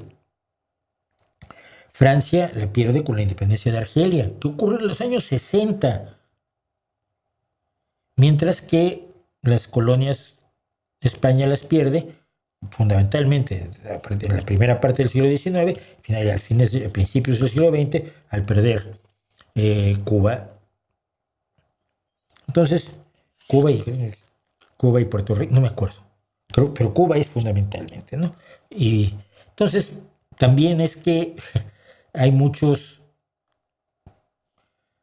distancia entre las colonias españolas en el tiempo y las francesas e inglesas, pero no creo que tenga relevancia alguna.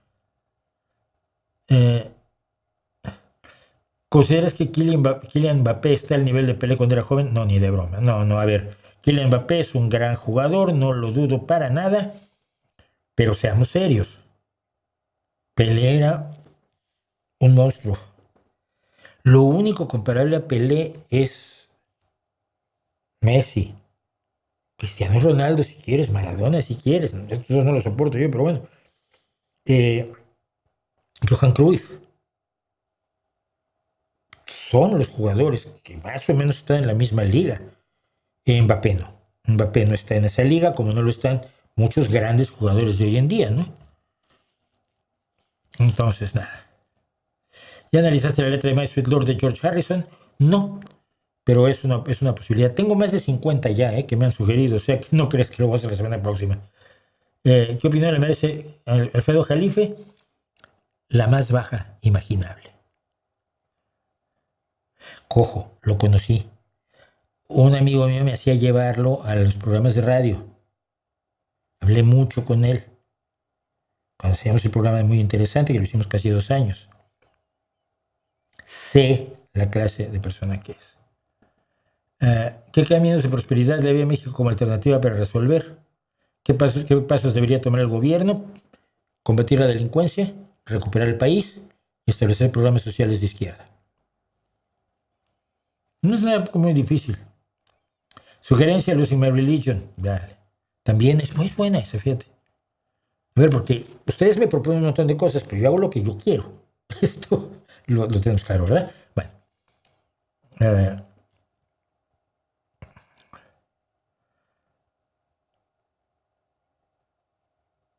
No sé de quién habla de Augusto Guzmán, de que tenga 30 años. Va. ¿Qué opinión te merece Radiohead? Me gusta, es un buen grupo.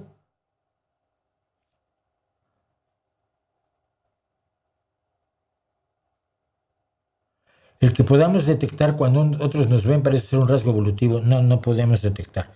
Salvo que veamos que nos están viendo, no nos damos cuenta. Porque a veces sentimos que nos ven aunque no haya nadie, porque es una sensación que ocurre solamente en tu cabeza, no tiene relación con nada que ocurre fuera. Si alguien te está mirando por la espalda, tú no lo sabes. No es verdad, es un mito. Cuidado con eso. Bueno, vamos a algo más alegre. Vamos a algo muy alegre, que es el punk celta, porque me pidieron que hablara de punk celta y yo, encantado de la vida, hablo de punk celta.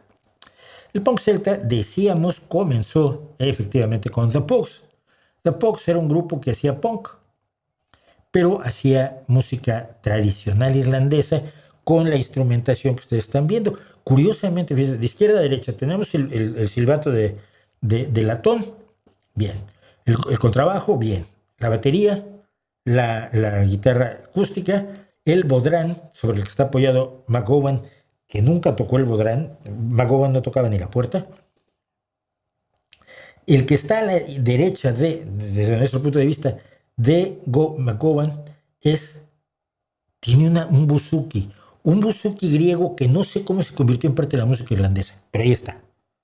De hecho, aquí en España, aquí en Asturias, que hay una tradición céltica grande y una tradición grande de grandes gaiteros, se toca el buzuki. El buzuki es uno de los acompañamientos de los grupos de gaitas, no de los grupos de gaiteros, no de las bandas de gaiteros, pero sí de los grupos que utilizan la gaita y la música tradicional asturiana. Abajo tienes una guitarra eléctrica y luego a la derecha el acordeón. Eso junto con, sobre todo, violines y mandolinas y banjos que vienen de Estados Unidos, pero que se convirtieron, van de la guitarra de calabaza de África, pasan con los esclavos negros en Estados Unidos a crear el banjo, y el banjo pasa a la música popular estadounidense, y luego se mete en Irlanda y se convierte en un instrumento irlandés. Se llama mestizaje, se llama migración, y es maravillosa, es lo que hace posible la música. Y entonces, pues con todo eso, los ponquetas, y digo, insisto, yo por mi generación no soy tan... Si yo tengo 71 y McCartney tiene 84, yo no soy de la generación de la música psicodélica, ni de los Beatles, sino soy más acá, soy más de la generación del punk, ¿no? Pero mi punk no es el punk, es el punk rock, es el punk de Green Day, por ejemplo. Green Day es un grupo que me encanta, pero lo que más me gusta, lo que más oigo, y voy a explicar por qué, es el punk celta. El punk celta tiene las características de unir música tradicional, sobre todo irlandesa, pero no solo irlandesa, sino céltica en general, que es un adjetivo tan amplio en el norte de Europa que muchas cosas caben allí, ¿no? Hay música tradicional francesa que se considera celta, belga, por supuesto del norte de España, por aquí donde estoy yo, en Irlanda, en Escocia. Lo celta es tan amplio, por supuesto en los países escandinavos, ni decirlo, y con sus instrumentos peculiares como la níquel-harpa. El otro día conocía yo a una chica que toca la níquel-harpa aquí en Galicia. Entonces, lo celta es muy amplio, pero tiene una tradición, sobre todo, rebelde y contestataria, como parte de toda su amplitud, grandiosas canciones de amor celtas, que a los punks les gustaron. Entonces, no voy a contar la historia del punk celta, obviamente es un subgénero del folk rock, ese folk rock del que son especialmente famosos La que era mi banda, y que acaba de deshacerse, Oyster Band. Les sigo recomendando Oyster Band, tiene las mejores letras de la historia de la música y sobre todo en una enorme cantidad. Pero Oyster Band hacía folk rock y el punk celta es un subgénero del folk rock, que es el folk el folk celta o el punk celta. Bueno, mis grupos favoritos. Vamos a empezar por allí. Yo les hice una lista de reproducción aquí en YouTube, que vamos a ver ahora, pero quiero señalar cuáles son mis grupos favoritos en este momento. Y tenemos primero que nada a Blackwater County. Miren, Blackwater County toca temas profundos. Mucho del punk celta es la borrachera de ayer y nos peleamos en el pub. Y beber, y sí, cerveza. Incluso hay uno, y hay una de las canciones que puse, pero tampoco las van a negar que existe, que es una canción en la que se asume que voy al infierno. Entonces la canción dice, espero que vendan cerveza en el infierno. Espero que vendan cerveza en el infierno. Espero que vendan cerveza, querida. Espero que vendan cerveza en el infierno, querida, para poder seguir mi borrachera en el infierno. Y yo que no bebo, me resulta muy divertido luego estar con esas canciones. Este grupo habla de cosas súper importantes. Suena también en acústico como en eléctrico. Lo lleva el bajista, que es el señor que está al centro con la barba roja, y tiene la brutal voz de la mujer que está detrás de él, que es lo más punk que hay en el mundo. Empezó tatuándose un poco, ahora creo que es tatuajista, aparte profesional, tiene las dos piernas totalmente tatuadas, y puede ser desde la chica más dulce de la historia hasta la tía más ruda, que como te ponga un pie encima con las Doc Martens, te las deja marcada en la cara para toda tu vida. Y esa mezcla a mí me encanta, ¿no? Suenan maravillosamente bien porque musicalmente son de lo mejor que hay, independientemente de lo demás. Sigo con Rum Jacks. Rum Jacks es un grupo australiano. Una característica importante del punk celta es que no necesitas ser celta para tocar punk celta. Hay grupos finlandeses, españoles, catalanes, húngaros, en Hungría hay un montón, italianos, alemanes, suizos, da igual. Es un género musical que no se identifica regionalmente. Se llama punk celta, pero sobre todo por la instrumentación, pero cualquiera puede hacer punk celta. Es un grupo de Australia que tenía problemas porque el cantante y compositor era un tipo bastante bestia. Y cuando fue acusado de una agresión sexual, los 4 señores que están atrás, sin contarle hasta adelante, le dijeron: estás despedido, ya no eres parte del grupo porque el grupo no avala lo que estás haciendo, ¿ok? Entonces, llegó el señor que está con los brazos cruzados al frente, el nuevo cantante, nuevo compositor, y le dio un impulso brutal a la banda. Tienen, y está metido en la lista de reproducción, una de las mejores canciones de amor del punk, cantada con una fuerza tal que tú dices, esto debe ser de rompe y rasga, y maldito sea el sistema, y vamos a romperlo todo. Y no, es una maravillosa canción de amor. Ahorita me acuerdo por...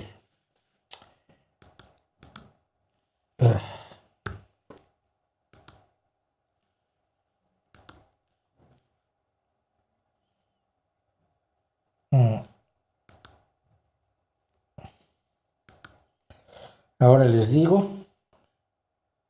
Light in my shadow, eres la luz en mi sombra. En una de las cuando hacía yo, porque tenía tiempo, ahora música, me encantaría volver a hacer esa serie. Comenté Light in my shadow, me parece una obra maestra del rock. Y son Rum Jacks desde Australia. Después está un grupo que las adoro. Son las Toxic Frogs. Les llaman frogs o ranas a los franceses. No sé por qué. En Estados Unidos y en el Reino Unido les llaman frogs. Entonces, hace 10 años, la mujer que está al centro es la que formó Toxic Frogs. Han cambiado la composición de la banda, todos menos ella. Ahora, la banda suena maravillosamente, divinamente bien. La que está hasta la derecha es punk clásica, ¿no? Tienes el rapado con la cresta, la parte superior de la cresta teñida de rubio, tienes las patillas largas, las orejas dilatadas, vamos, es punk de libro. Y es una baterista tan increíblemente buena.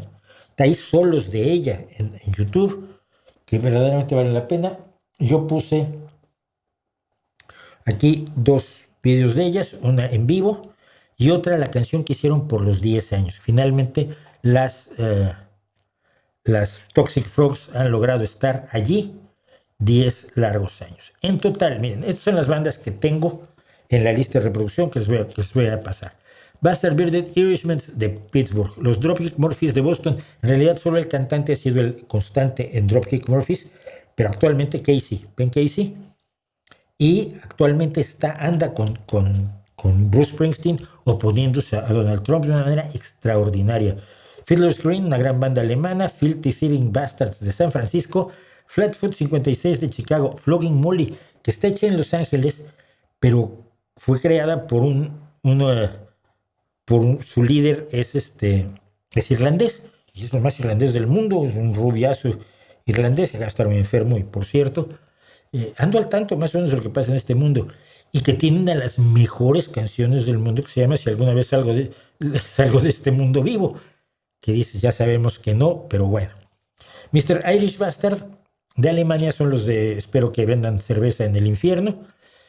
Paddy and the Rats, una magnífica banda húngara. Y algunos, como Firkin, por ejemplo, que está Firkin, cantan en húngaro, no todos cantan en inglés. The Real Mackenzie son de Canadá. The Rumjacks, decíamos, de Australia. Sirreg de Suecia. The Wakes de Glasgow, el Reino Unido. Pirollis son los mejores grupos. Creo que ahora por lo menos dicen que entraron en pausa. Igual ya se disuelven. Pero un grupo de amigos que iban a ser un grupo de metal. Por eso pusieron Pirólisis así con Y, como pensando en apocalíptica, ¿no? Y entonces Pirólisis, vamos a hacer heavy metal. Y finalmente resultó que lo que les gustaba era un punk celta, y acaban haciendo música celta, y son magníficos. Grupo holandés.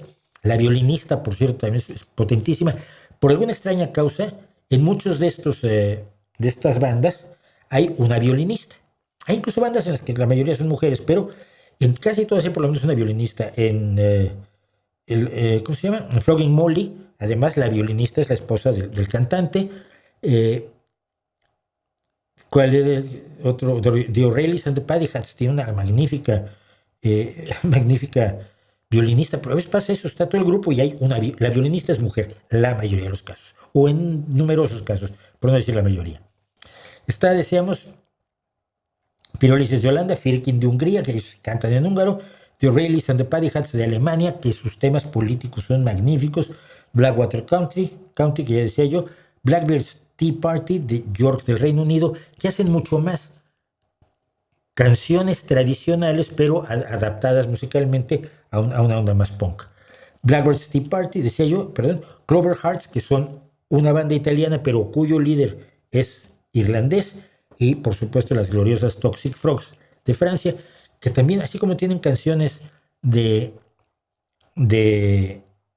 mucha seriedad y de activismo y de rebeldía contra el sistema, porque si no el punk no existe, si no se rebela contra todo aquello que no le gusta. También tienen canciones de bar y de pelea y de todo, son chicas duras. Pero en el de los 10 años hay una frase que creo que resume mucho al punk celta, lo que cantan en el coro, que dice: cantamos por los que están rotos, cantamos por los que son libres, cantamos por los fantasmas del pasado y por los que todavía no han nacido. Y eso probablemente define bastante bien al punk celta. Este es, lo siento, el enlace de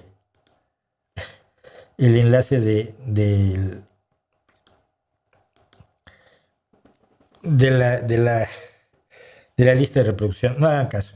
La lista de reproducción la encuentran aquí. Se llama Punk Celta. Buscan en el Rey va desnudo, buscan la lista de reproducción Punk Celta. Verán ahí que empieza con Blackwater County, con Questions, que es maravillosa. The Rumjacks, Light in My Shadow, canción de amor. Vivas en vivo en La Gaillón por los 10 años, Toxic Frogs. Y Flogging Molly, Si alguna vez dejó este mundo vivo, y subtitulado al español. Esto es lo que les puedo contar de uno de los géneros que más me gustan. Y una de las razones por las que más me gustan es porque la fuerza que tiene es enorme, siempre es energética, es una música tremendamente energética, donde el contratiempo siempre es fundamental. Eso también pasa, por cierto, en mucho metal, pero el contratiempo es fundamental. O sea, si tú estás contando 1, 2, 3, 4, 1, 2, 3, 4, la batería está 1, 2, 3, 1, 2, 3, 4, 1, 2, 3, 4, 3, 4. Y eso crea una síncopa que mueve adelante con enorme energía la música, ¿no? Y a mí me gusta mucho, sobre todo cuando tengo un trabajo que me urge sacar trabajo adelante, pongo mis listas de reproducción de Spotify de Punk Celta. Otro día hablamos de ella, más o menos tiene lo mismo, es bastante más amplia, y con eso me impulsa a trabajar y a no cansarme. Esa es pues la historia mía con el punk celta. Se los recomiendo, los invito a que lo disfruten. ¿Qué me dicen? Otro capítulo de la historia, la isla de Kushner y Ivanka en Albania. Gente poderosa decidieron qué hacer con la tierra de otros. Suena familiar, no sé qué. Creo que la compraron. Si la compraron, no es que ellos decidieron hacer algo con la tierra de otros, es que compraron la tierra. ¿Ok? Ahora, que Kushner sea judío, Marín Francisco, da exactamente igual. O sea, y se reunió con los Rothschild, que son siempre los judíos malos de todas las historias conspiranoicas. ¿Tienes pruebas de que se reunió con ellos? ¿Tienes pruebas? ¿O estás haciendo conspiranoia y antisemitismo en el mismo paquete? Bueno.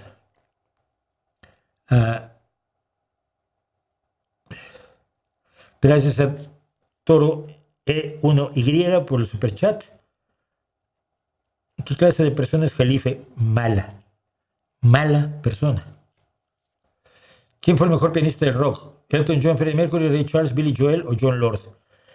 A ver, estás hablando de estilos totalmente distintos. Elton John se acompaña.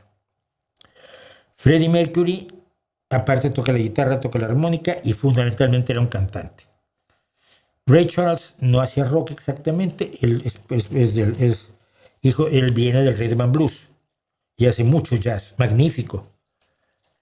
Billy Joel es un gran pianista, pero también es un cantante y un compositor de música, de canciones. Con lo cual me dejas a John Lord. Pero John Lord no era pianista. Donde brilla John Lord es como organista. Y a cualquiera que no conozca quién es John Lord, le cuento lo siguiente. John Lord fue el tecladista original de Deep Purple. Entonces ustedes van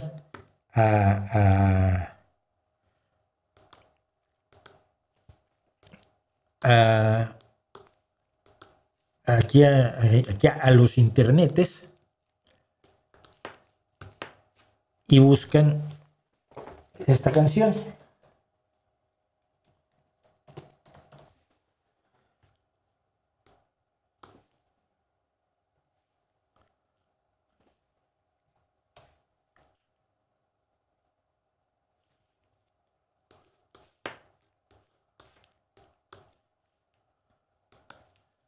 Ajá. Perdón, pero vale la pena. Aquí en YouTube buscan ustedes Child in Time de Deep Purple en vivo. Tiene 4 cosas maravillosas. Un solo de órgano de John Lord, absolutamente espectacular. Un solo de guitarra de Ritchie Blackmore, absolutamente espectacular. La batería de Ian Pace, absolutamente espectacular. Y la voz en el mejor momento de su vida de Ian Gillan. Vea, es una experiencia musical absolutamente arrolladora y allí van a ver de lo que era capaz John Lord. John Lord compuso además el concierto para grupo y orquesta, que es una verdadera maravilla, que yo no sé cómo no se toca más que otras cosas de la supuesta música formal, que son más aburridas que bailar con la hermana. Perdón por perdón por el ejemplo vulgar. Así que, pues así, yo me quedaría siendo grandes todos, porque no puedes hacer ese tipo de comparaciones tan fácil, para escuchar solamente tocar un teclado, me quedo con Jon Lord. Quisiera dar más, pero 4T Toro, no, muchísimas gracias por lo que das. El superchat se agradece enormemente, por supuesto. Planes de la Serena no los conozco, no sé nada de eso, necesito los datos, todo lo que me cuentan tengo que sustentarlo, si no, no puedo comentarlo, ¿no?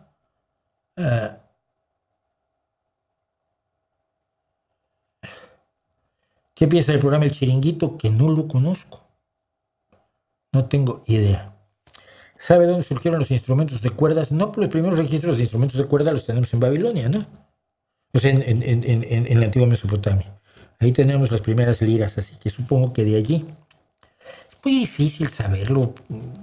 La teoría de siempre de los historiadores de la música ha sido que los instrumentos de cuerda nacieron a partir de que se inventó el arco para cazar, pero cuando no tienes flecha y haces toing, dice, mira qué bonito suena toing, y si le aprieto un poquito así suena toing, si le aprieto más duro así toing, entonces toing, toing, toing, ay mira, estoy haciendo música. Es la teoría, no lo sabemos, es una especulación. ¿Qué importa a todo esto?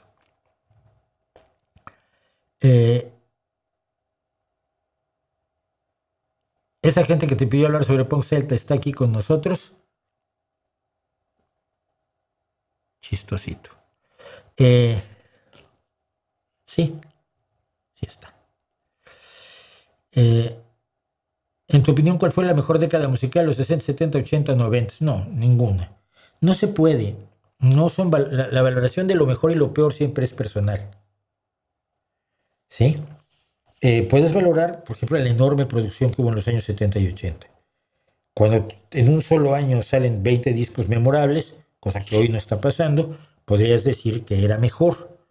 Pero hoy sale otra música que también es importante. Y sale otra música que no está en los grandes listas de éxitos, pero que en lugares pequeñitos donde andamos algunos, pues están allí, ¿no? El último disco de Molly Tuttle, por ejemplo, Crooked Tree, el nuevo disco de Deep Purple, el nuevo disco que tienen prometido las Sixters. En el mundo que no es el de los grandes éxitos de las disqueras, está pasando muchísimo, y lo que está pasando es buenísimo. En los áreas donde yo vivo, que es en el blues, en el rock y en el folk, hay material tan bueno como lo que ocurrió en los 70s, pero en los 70s nos enterábamos todos. Y ahora pues, no, porque la industria ha cambiado y esa gran música pues ahora no es para los que estamos en los márgenes, ¿no? En la lista de canciones para Cuéntame una canción, ¿tienes alguna de Chumbawamba? No, porque ¿quién conoce a Chumbawamba? Yo conozco a Chumbawamba, bueno, sí, por supuesto que conozco a Chumbawamba. De hecho, alguna vez todavía ya deshecho Chumbawamba, cuando los de Desocupa usaron música de Chumbawamba, yo le escribí inmediatamente a Boff, le dije, están haciendo esto, y Boff y Alice Notter me escribieron, oye, ¿qué es? No, pues les conté la historia, estos tipos son esto y están usando la música de un grupo que era una comuna anarquista. Chumbawamba no era solo una banda de música, era una comuna anarquista. Y entonces mandaron a una tropa de abogados que le quitaron la música a Dani Desocupa. Entonces, Chumbawamba me parece maravilloso, siendo que yo no soy anarquista. Para mí me encantaba que eran gente muy seria y muy comprometida con sus creencias, que eso yo siempre lo valoro, cuando las creencias son nobles. Entonces, pero ¿quién conoce a Chumbawamba? Yo puedo hablar de maravillosas canciones de Chumbawamba y sin embargo no creo que a nadie le interese. Es más, les voy a contar una anécdota de Chumbawamba que siempre me gustó a mí. Cuando se estaba deshaciendo el grupo, decidieron hacer un pequeño CD sobre la muerte de Margaret Thatcher, que todavía no se había muerto. Entonces le dijeron a sus fans, tú mandas 5 libras, tu nombre, tu dirección. El día que muera Margaret Thatcher, te mandamos el CD. Y los dejaron en casa de la trompetista. Y el día que murió Margaret Thatcher, mandaron por correo, ya los tenían sobretados, mandaron por correo todos los discos sobre la muerte de Margaret Thatcher. Porque evidentemente su odio a Margaret Thatcher por la forma en que trató a los mineros del carbón en el norte de Inglaterra, pues era absolutamente enorme. Y las canciones sobre la muerte de Margaret Thatcher son buenísimas. Pero ¿quién los conoce? Los conozco yo, pues soy raro.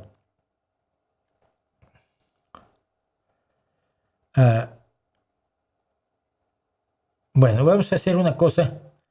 No me va a dar tiempo de hacer algunas cosas que quería, pero esta la debo de la semana pasada. Y vamos a hacer rápidamente. El que hizo esta investigación, por cierto, me dijo que si quería yo que lo invitara, pero estamos preparando otras cosas para que venga él, porque esto lo quería yo hacer pues bastante rápido. El gobierno, a través de esto, Jorge García Orozco es el investigador de esto y le doy todo el crédito del mundo.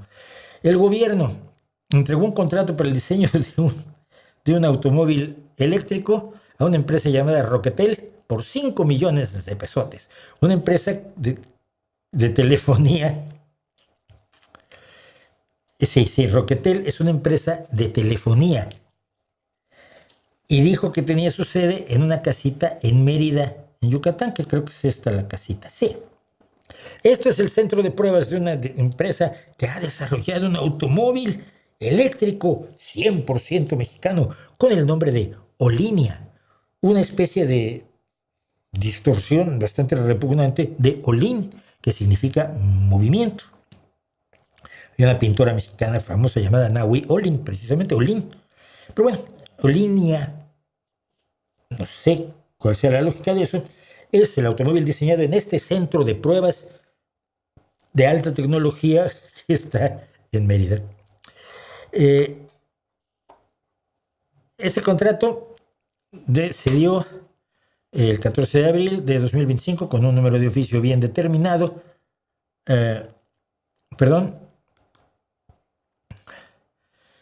Para el diseño y fabricación del coche. La empresa Rocketel, si existe obviamente, es una empresa que se dedica a reventa de telefonía celular. Su socio mayoritario, Adrián Aguirre, vive en Park City, Utah, donde tiene además una empresa que hace elevadores para esquiar. Entonces, sillas que se usan para subir a la cuesta que luego bajas esquiando, ¿no? Y el domicilio de Rocketel será este, ¿no? Calle 23, número 198, interior 4, Colonia San Miguel, municipio Mérida, estado de Yucatán. Bueno, este investigador, Jorge, le pidió a la Secretaría de Ciencias, Humanidades y lo que se les ocurra, información sobre los montos gastados, sobre las pruebas de seguridad del vehículo, especificaciones, tiempos de producción, etcétera, etcétera. Le dijeron que no te lo podemos entregar porque si no dañaría la ventaja competitiva. Aparentemente Olinia quiere competir con el Tesla. Este es el cochecito. Este es el cochecito. Aquí tienen a la presidenta de México conduciendo el cochecino. Aquí la tienen feliz de la vida bajándose de el cochecino. Les invito a que sean muy cuidadosos viendo el tamaño de las ruedas. Es como un carrito de golf pero con puertas, ¿no? El frente, los faros, muy importantes los faros, el diseño general del automóvil, porque resulta que no está diseñado y producido y creado 100% en ese centro súper tecnológico de Yucatán, sino que básicamente pues, se lo fueron a comprar a una empresa china, Dayang, y a la empresa china Henrei, para que ellas diseñaran el vehículo según las especificaciones de un coche eléctrico familiar que ya existía por lo menos en 2024. El coche eléctrico de garaje, de viaje familiar, vehículo eléctrico de garaje, se vendía nuevo en 2024 en 145.234 pesos con 90 centavos. Nunca he entendido esto de los centavos. ¿Por qué? Cuando es una cosa de mucho dinero, ¿por qué pones los centavos? Ya ni en los restaurantes, ¿no? 254 euros con 2 céntimos. 254 euros y ya, ¿no? Bueno. Total, que hay registros que muestran que el doctor Julio César Solano Vargas, integrante del proyecto Línea, viajó de Querétaro a China entre el 27 y el 31 de diciembre de 2025 para fungir como intermediario técnico de ingeniería entre las compañías Dayang y Henrein para determinar el diseño de los componentes finales del sistema del auto mexicano. Otros participantes de Línea viajaron a China durante el último trimestre del año pasado, pero los registros de sus pagos todavía no aparecen en ningún lado. Es el señor Adrián Aguirre Palme, el dueño de Roquetel, esta empresa que tiene ese centro de operaciones y de contratación, de desarrollo tecnológico tan impresionante en Yucatán, ¿no? Creo que es uno de los más grandes laboratorios industriales de México, si no es que de América Latina. Entonces, bueno, se compró material eléctrico electrónico y se hizo un automóvil marca Dayang, compañía que primero hizo, por supuesto, carritos de golf y luego hizo estos carritos para reparto de cosas pequeñas que se venden en China. Nos dice, sin embargo, la señora presidenta de México, que aquí la tenemos presumiendo su su coche mexichino, que en 2027 ya se habrán producido 20,000 unidades de esto, que en las calles de México seguramente tendrá una gran función, sobre todo de seguridad, una cosa muy segura, nadie se los va a robar. Es un Tesla, pero mexicano, ¿no? Más o menos. En la conferencia de prensa dijeron que todo el diseño se basó en consultas a mexicanos y mexicanas. Un producto diseñado para México. Y bueno, sí, se recurrió a compañías asiáticas, pero está pensado en México. Pues está pensado en México, pero es idéntico. Es que es idéntico. Proyecto de México para el mundo, eso siempre lo hacemos, ¿no? Ya estamos listos para abrir las puertas de nuestro talento y tecnología, que es la tecnología china. Así que se supone que el año que sigue ya se hará 20,000 unidades, nadie sabe dónde las van a producir, nadie sabe dónde está la fábrica que las va a producir, nadie sabe quién le va a pagar las patentes a Dayang, pero ahí lo tienen ustedes. No puede hacer nada bien, nada sin opacidad, nada honestamente y tranquilamente el gobierno mexicano. Siempre tiene que haber el contrato extraño, el señor que no tenía nada que ver con la industria a la que se le dio el contrato, el fingimiento, la simulación, la opacidad, el engaño, la mentira y la simulación y el postureo realizados en un escenario con la presidenta ante lo que ven como su borregada. Qué vergüenza, de verdad. Qué enorme y triste vergüenza. En fin. ¿Qué cosas amas y qué cosas no soportas en bandas o artistas? Mira, amo la originalidad, la audacia, la calidad musical. La calidad musical, quiero decir, la calidad musical que pueden hacer sin más que un micrófono o un teléfono. Los que pueden en un teléfono hacer lo que son, tocar cualquier instrumento, cantar. La originalidad, no hacer lo mismo que se ha hecho 1000 veces, son las cosas que amo. ¿Qué no soporto? Las malas letras, la imitación y la dependencia en la tecnología. Es decir, que seas desafinado y te hagan cantar bien con un corrector de tonos, con un autotune o algún otro de los programas similares. Autotune es un nombre de programa, no es el programa es pitch correction, corrección del tono, ¿no? Prefiero al Serrat, que iba a México todos los años a cantar su nuevo disco y que desafinaba como desafina hasta hoy. Siempre desafinó y pasa nada. Creer que son más buenos de lo que son, creerse importantes. Eso no se lo soporto yo absolutamente a nadie. Me gustan las bandas más humildes, como puede ser Rush, por ejemplo, como puede ser los punks, porque no sienten que sean no son un regalo para el mundo, se entienden como trabajadores privilegiados que hacen un trabajo muy difícil y muy escaso cuando tienes mucho talento y lo expresas correctamente, y por lo tanto te das valor, pero sin darte tanto valor como para estar por encima de los de juntos, ¿no? Yo me acuerdo siempre de aquella anécdota de Geddy Lee, el bajista y cantante y muchas veces y compositor de la música y coletrista de Rush, que contaba una vez que terminaban una gira de estas giras agotadoras y se le vienen encima los fans, se sube a su auto y se empieza a huir de los fans, y después de unos metros se paró y dijo: ¿qué estás haciendo? Vives de esta gente, te permiten vivir como príncipe, tienes una cantidad brutal de dinero, reconocimiento mundial, gracias a esta gente que te aprecia, estás huyendo de ellos. Y el otro día se lo veía yo también, se lo he oído, se lo veo a Shaquille O'Neal, por ejemplo. Shaquille O'Neal es alguien que nunca se ha sentido superior a otros y que es un tío normal, común y corriente. Y que cuando viene un niño y se le abraza y se lo quieren quitar al niño, dice: no, déjalo. Cosa que también ha hecho Messi. Caitlin Clark, que dice que ella trata de dar la mayor cantidad de autógrafos cada vez que termina un partido.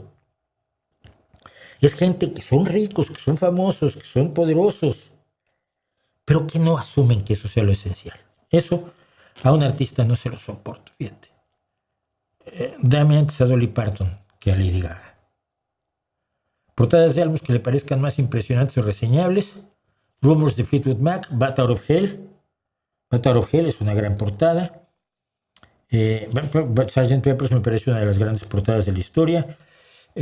On the Threshold of a Dream de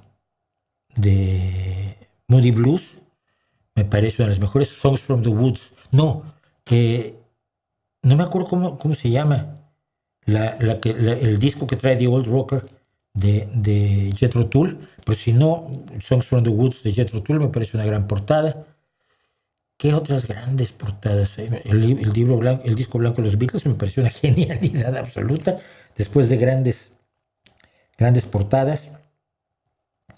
Hay uno, no me acuerdo de cuál es el nombre del disco, pero donde Queen usó un dibujo de Frank Frazetta, una pintura del grandioso dibujante Frank Frazetta, ilustrador de ciencia ficción, de un robot que tiene una persona. En el original era un robot que a una persona, por lo visto, le había tocado con el dedo y le había despachurrado, le había asesinado sin querer, y está el robot mirando hacia arriba como diciendo: Dios mío, ¿qué he hecho?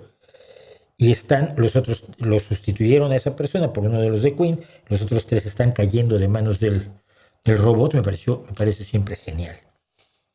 Y te voy a contar una cosa de una portada que casi nadie sabe. De Rubber Soul de los Beatles, saben que está alargada la fotografía. Y la historia es la siguiente. Les tomaron una serie de fotos para la portada de Rubber Soul.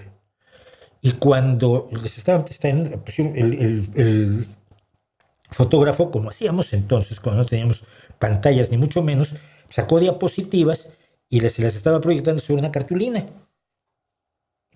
Las fotos que había tomado. Y eligieron esa, dijeron: esa está muy bien, con esa vamos. Y en ese momento la cartulina se cayó, se inclinó y se quedaron alargados. Y los cuatro Beatles dijeron: ¿se puede imprimir así?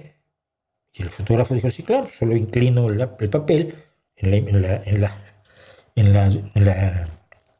impresora, en la duplicadora de fotografía, puedo inclinarlo y hacer eso. No, sí, alargados así. Todo porque se cayó una cartulina y es una portada famosa. ¿Qué otras? Tengo que recordar.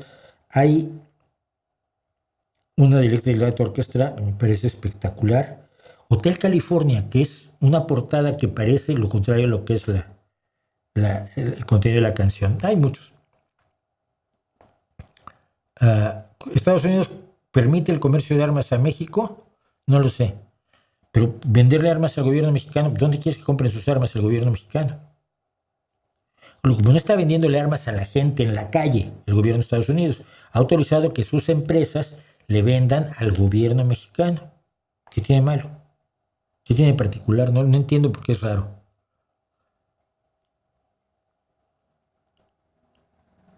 No he escuchado esas bandas.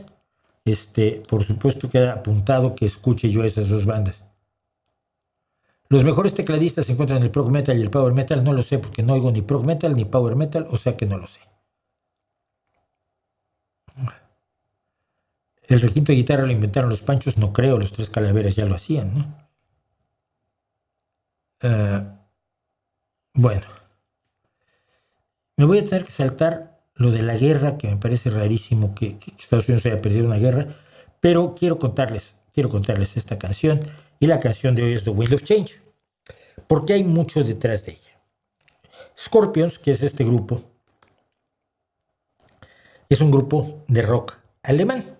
Afortunadamente cantan en inglés, y seguramente en Alemania habrá idiotas, como hay idiotas en México que se enojan porque The Warning canta en inglés, que le dirán a Scorpions que por qué no cantan más en alemán. Tienen algunas canciones en alemán, pero sus éxitos, por supuesto, Still Loving You, son en inglés. Entonces, bueno, habrá tontos en Alemania también, porque afortunadamente, como siempre lo he dicho, las buenas personas y los hijos de puta tienen proporciones más o menos iguales en todo grupo humano. La gente inteligente y los imbéciles también están más o menos equilibrados. Vas a Alemania y hay tantos tontos e inteligentes como hay tantos tontos e inteligentes en México, en Dubái, en Buenos Aires, en París. Ahí no hay problema. Pero bueno, más allá de los tontos, hay que señalar que este grupo alemán estaba viviendo una realidad de la que muchos jóvenes hoy no están conscientes. Y es que después de la Segunda Guerra Mundial, Alemania quedó dividida en dos países. ¿Qué fue lo que pasó? Un grupo de países se habían unido a su enemigo, y el enemigo se había unido a ellos por conveniencia en la Segunda Guerra Mundial. Stalin, de la Unión Soviética, líder de la Unión Soviética, con Francia, Estados Unidos y el Reino Unido. Francia, el ejército libre francés, porque Francia estaba ocupada, pero el ejército libre francés, por supuesto, se encontraba en el Reino Unido. Y entonces los aliados acordaron, si mal no recuerdo, en la conferencia de Potsdam, que cuando se ocupara Alemania, cuando ganara la guerra y ocuparan Alemania, cada uno de los cuatro potencias quedaría a cargo de una cuarta parte de Alemania. Y se repartieron Alemania. Pero como Berlín quedaba del lado soviético, pues franceses, ingleses y estadounidenses dijeron, oye, pero Berlín también lo partimos en cuatro, y entonces te dejamos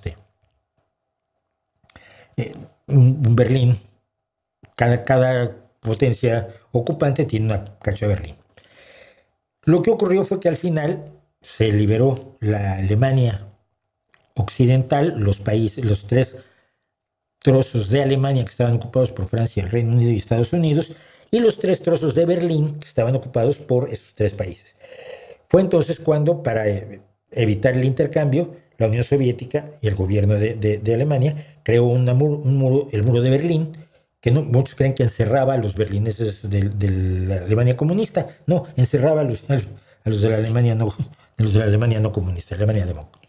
Pero Alemania quedó dividida en dos: Alemania Oriental, o la República Democrática de Alemania, y Alemania Federal, o Alemania Occidental, hasta 1991.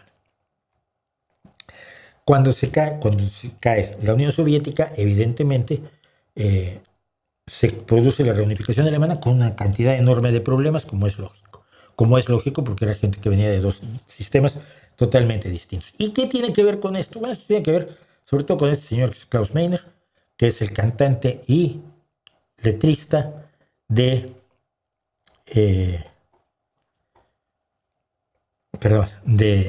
Scorpions. Y Klaus Meiner en 1987 o 88 empieza a darse la apertura de la Unión Soviética al resto del mundo, entre otras cosas porque su modelo era insostenible, y para remate había perdido la guerra en Afganistán, y esto había sido dramatiquísimo para el gobierno comunista de la Unión Soviética. Bueno, dicho eso, cuando y estoy tratando de llegar a donde tengo el material, perdón,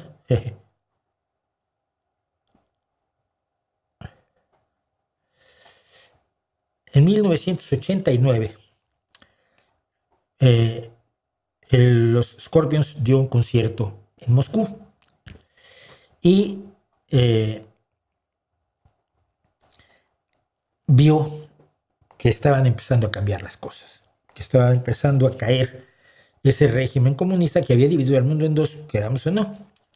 Y entonces la cuarta pista de su tercer sencillo del álbum Crazy World, Mundo Enloquecido, de 1990 de los Scorpions, incluye esta canción, Wind of Change, Viento de Cambio, que yo siempre le llamo mal, digo Winds of Change, porque en español hablamos de vientos de cambio, escrita por Klaus Meine, una power ballad, una balada de poder acerca de los cambios sociales y políticos que estaban ocurriendo en la Europa oriental en aquel momento, especialmente en Moscú, porque la banda fue por primera vez, cuando se estaba empezando a ver rock allá en la Unión Soviética. Recuerden ustedes que el rock era lo peor. Para Cuba, Castro decía que era música de maricones, así directamente. En Rusia tampoco se permitía el rock era rebelde para ellos, curiosamente. Terminó siendo uno de los sencillos mejor vendidos de la historia, con 14 millones de copias, además de ser el sencillo más vendido de toda la historia de un artista alemán, de Scorpions. En 1991 le dieron un disco de oro del sencillo a Mikhail Gorbachev, el último líder de la Unión Soviética. Lo que ocurrió fue que cayó el muro de Berlín, lo que ocurrió fue que el mundo asumió otro aspecto, y lo que ocurrió es que la propiedad social de los medios de producción, es decir, toda la propiedad de todo lo que tenía el Estado en los países soviéticos, se privatizó a lo imbécil, provocando que naciera la actual oligocracia rusa, por cierto. Algún día tengo que hablar de eso, pero nunca he tenido tiempo de seguirlo, de estructurarlo como debe hacerse. Pero no importa, vamos a hablar de la letra. La letra dice: sigo el Moscova. El río Moscova es el que cruza Moscú. Quienes hayan visto, por ejemplo, lo de mis vídeos sobre Ina Finogénova, recordarán que ella está en el río Moscova cuando se supone que tiene prohibido entrar a Rusia porque es enemiga de la guerra y de Putin. Sigo el río Moscova hasta el Parque Gorki, escuchando el viento del cambio. El Parque Gorki es el parque central de Moscú, así como lo puede ser el Retiro en Madrid o el Parque Chapultepec en México. Una noche de verano de agosto, soldados que pasan escuchando el viento del cambio. El mundo se está cerrando. ¿Y alguna vez pensaste que podríamos ser tan cercanos como hermanos? 1990 llevaba 45 años separada Alemania Oriental, Alemania Occidental, el mundo comunista y el mundo capitalista, el mundo de las dictaduras del proletariado y el mundo de las democracias, más o menos. El futuro está en el aire, lo siento por todas partes, soplando con el viento del cambio. Efectivamente se esperaba mucho más beneficios de los ocurridos, entre otras cosas por lo que he contado, del cambio que se produjo al caer la Unión Soviética y todos los países del bloque comunista en 1991. Llévame, este es el coro, llévame a la magia del momento, en una noche de gloria, donde los niños del mañana sueñen en el viento del cambio. Y este coro se repite, pero se repite de distintas maneras. Caminando por la calle y recuerdos lejanos enterrados en el pasado para siempre. Y esos recuerdos lejanos no son solamente los recuerdos de la Unión Soviética y del mundo comunista, sino también son los recuerdos de por qué existió, primero que nada, la Segunda Guerra Mundial, por qué existieron los aliados y por qué acabó dividida Alemania, y es evidentemente por la Segunda Guerra Mundial, que sigue marcando en gran medida lo que es el mundo de hoy y deberíamos estar conscientes de ello. Sigo el Moscova hasta el Parque Gorki, y por el Parque Gorki, down to Gorky Park, y hasta el Parque Gorki, sí, escuchando el viento del cambio. Llévame a la magia del momento en una noche de gloria, donde los niños del mañana comparten sus sueños contigo y conmigo soñando. Llévame a la magia del momento en una noche gloriosa, donde los niños del mañana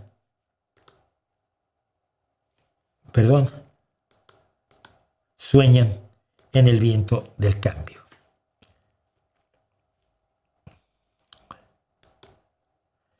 Finalmente, el viento del cambio sopla directo en el rostro del tiempo. Es una frase maravillosa.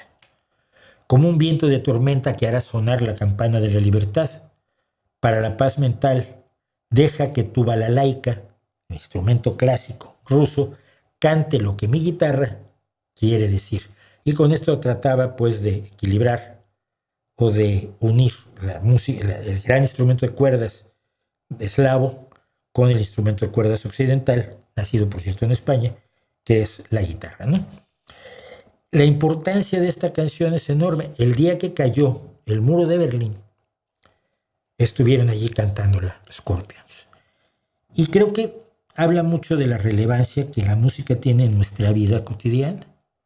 No es solamente una experiencia subjetiva personal, es una experiencia colectiva. Y no solo es la experiencia colectiva del concierto y de donde todos estamos metidos en el momento, en la música, es que toda nuestra sociedad está influida por el arte que la rodea, y la música es uno de los más prevalecientes, por lo menos ahora en esta época, ¿no?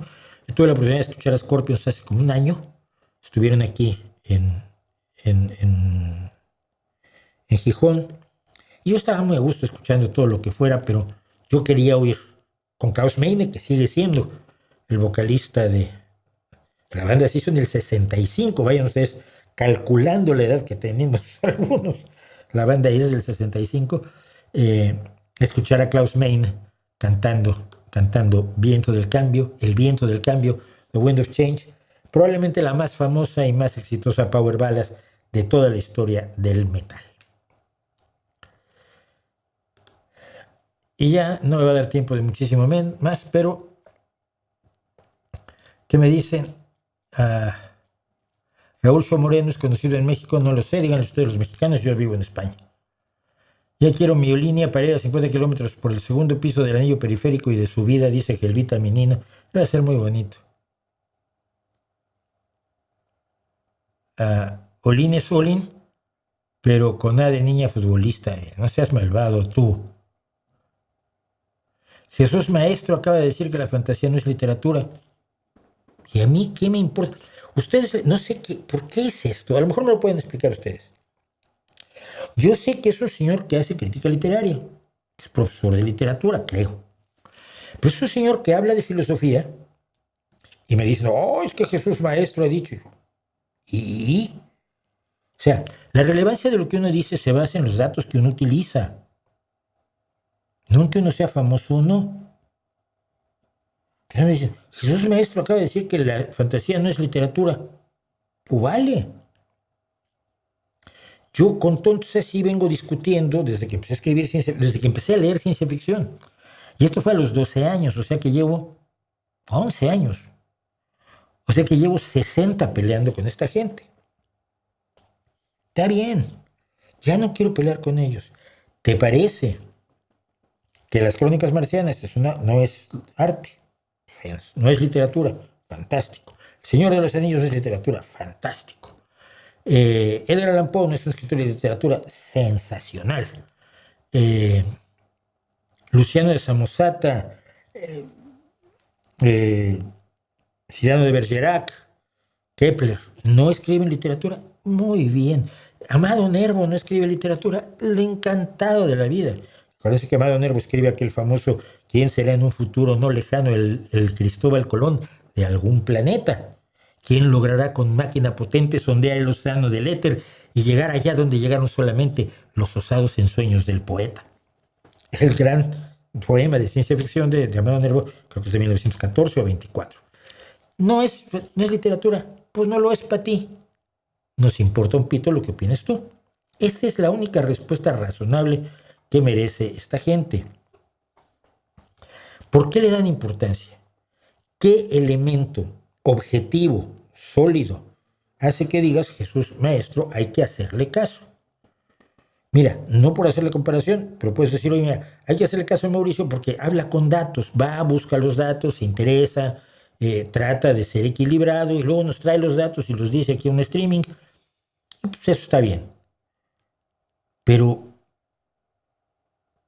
dijo que la fantasía no es literatura. Pues mira, te has cargado la mitad de la historia de la literatura. Está bien. Porque, por ejemplo, Hamlet aparecen fantasmas. Cuidado. Y habiendo fantasmas es fantasía. Entonces, Hamlet no es literatura. Anda y que te surcen. ¿Quién cree que gana este mundial? No tengo idea. Yo siento que España tiene oportunidades. Si pasado mañana no mete la pata, pasado mañana el domingo mete la pata. Acuérdense que los mundiales siempre empiezan con sorpresas, pero al final acaban siendo los finalistas los de siempre, ¿no? ¿Qué piensa de Enrique Bunbury? Supe que maltrata a sus fans. Mira, el otro día alguien me lo dijo con una precisión absoluta. Enrique Bunbury es lo que te llega por AliExpress cuando en el anuncio te dicen que está Jim Morrison. Tú pides a Jim Morrison y por AliExpress lo que te manda es Enrique Bunbury. Se siente un regalo para el mundo. No lo es. ¿Maltrata a sus fans? Sí, tuvimos ya aquí, comentamos el día que le dijo a la gente que por qué usaba el teléfono. No, mira, si en la entrada no me dices que no debo usar el teléfono, que no te puedo grabar, me lo dices y no lo hago. Pero si no me lo dices, no me puedes insultar a la mitad de tu puto concierto, que yo no vine a que me riñas, vine a oírte cantar. Lo cual ya demuestra un mal gusto bastante potente. Porque cuando estuvo yo aquí, Ian Anderson, Jethro Tull, el líder de Jethro Tull, hace también poco más de un año, cuando entramos nos dijeron, les pedimos que no filmen ni tomen fotos. En la última canción, suéltense las trenzas. Todas las filmaciones que quieran, disparen con flash si se les da la gana. En la última canción, antes de los bises, ¿se entiende? Pueden grabar y tomarle fotos, pero el resto del tiempo, pues el señor Anderson pide que no usen el teléfono. Lo respetamos todos, porque las reglas estaban allí antes de que pisara el escenario uno de los más grandes rockeros de la historia, que es Ian Anderson. De allí que tengo yo aquí, ¿dónde está? Ahí junto a Jimmy Page, tengo mi parche de Jethro Tull, que fue lo único que pude comprar del merch ese día. Bueno, Bunbury a la mitad del concierto de pronto le da la ventolera. No me gusta lo pedante que es, no me gusta su voz, porque siempre está jadeando, está todo el tiempo como si tuviera tos. No le veo ninguna necesidad. Él creerá que es un estilo, qué bien. Yo creo que es un estilo molesto y desagradable y que no me gusta. Así que no lo oigo, trato de no oírlo. El otro día pasó, cuando me dijeron lo de AliExpress, estábamos oyendo Rock FM, que afortunadamente aquí tenemos una excelente estación de rock, que toca fundamentalmente rock clásico, 70s, 80s, 90s. Y de pronto hubo una entrada que decía, qué banda tan buena. Y estaba yo metidísimo, la banda estaba sonando bien, la batería muy bien, una entrada de guitarra con un riff muy decente, muy pulcro. Qué bien suena esto. Y de pronto empieza a cantar Bunbury y dije, Héroes del Silencio sin Bunbury es maravilloso. Es un grupazo, pero le sobra el cantante. Cuestión de gustos. News of the World. Disco donde están We Will Rock You y We Are the Champions. Nada más, dos cancioncitas ahí menores. Algunos libros que recomiende escritos por músicos que admiren. No recuerdo ni libros escritos por músicos, ni canciones escritas por novelistas, ¿no? No. Portadas de rock, Thick as a Brick de Jethro Tull. Fíjate que yo antes Aqualung me gusta, ¿no? No he oído tantas quejas así hacia Scorpions. Supongo que es porque tienen a Rammstein, cuyas letras son principalmente en alemán. Bueno, sí, tienes a Rammstein, pero Rammstein es un grupo muy distinto de Scorpions, ¿no? En México tienes a Caifanes. ¡Qué horror! Bueno, vamos a hacer los comentarios y si sobra tiempo les cuento algo de los años del movimiento del 68 que me habían pedido la semana pasada, aunque algún chistoso me venga a decir que esas personas que te lo preguntaron están entre nosotros. ¿Cómo me caen mal los listos? Sí, porque obviamente la implicación es esas personas las alucinaste y es lo que pregunta el psiquiatra. Y esas personas que le piden esto están aquí con nosotros en este momento, que es como se le habla a los esquizofrénicos paranoides, ¿no? Entonces así, cuando te sientas listo y creas que no se va a dar cuenta el de junto, me parece lo más bobo del mundo. De veras. Pero bueno, estos son algunos, no todos, los comentarios de la semana.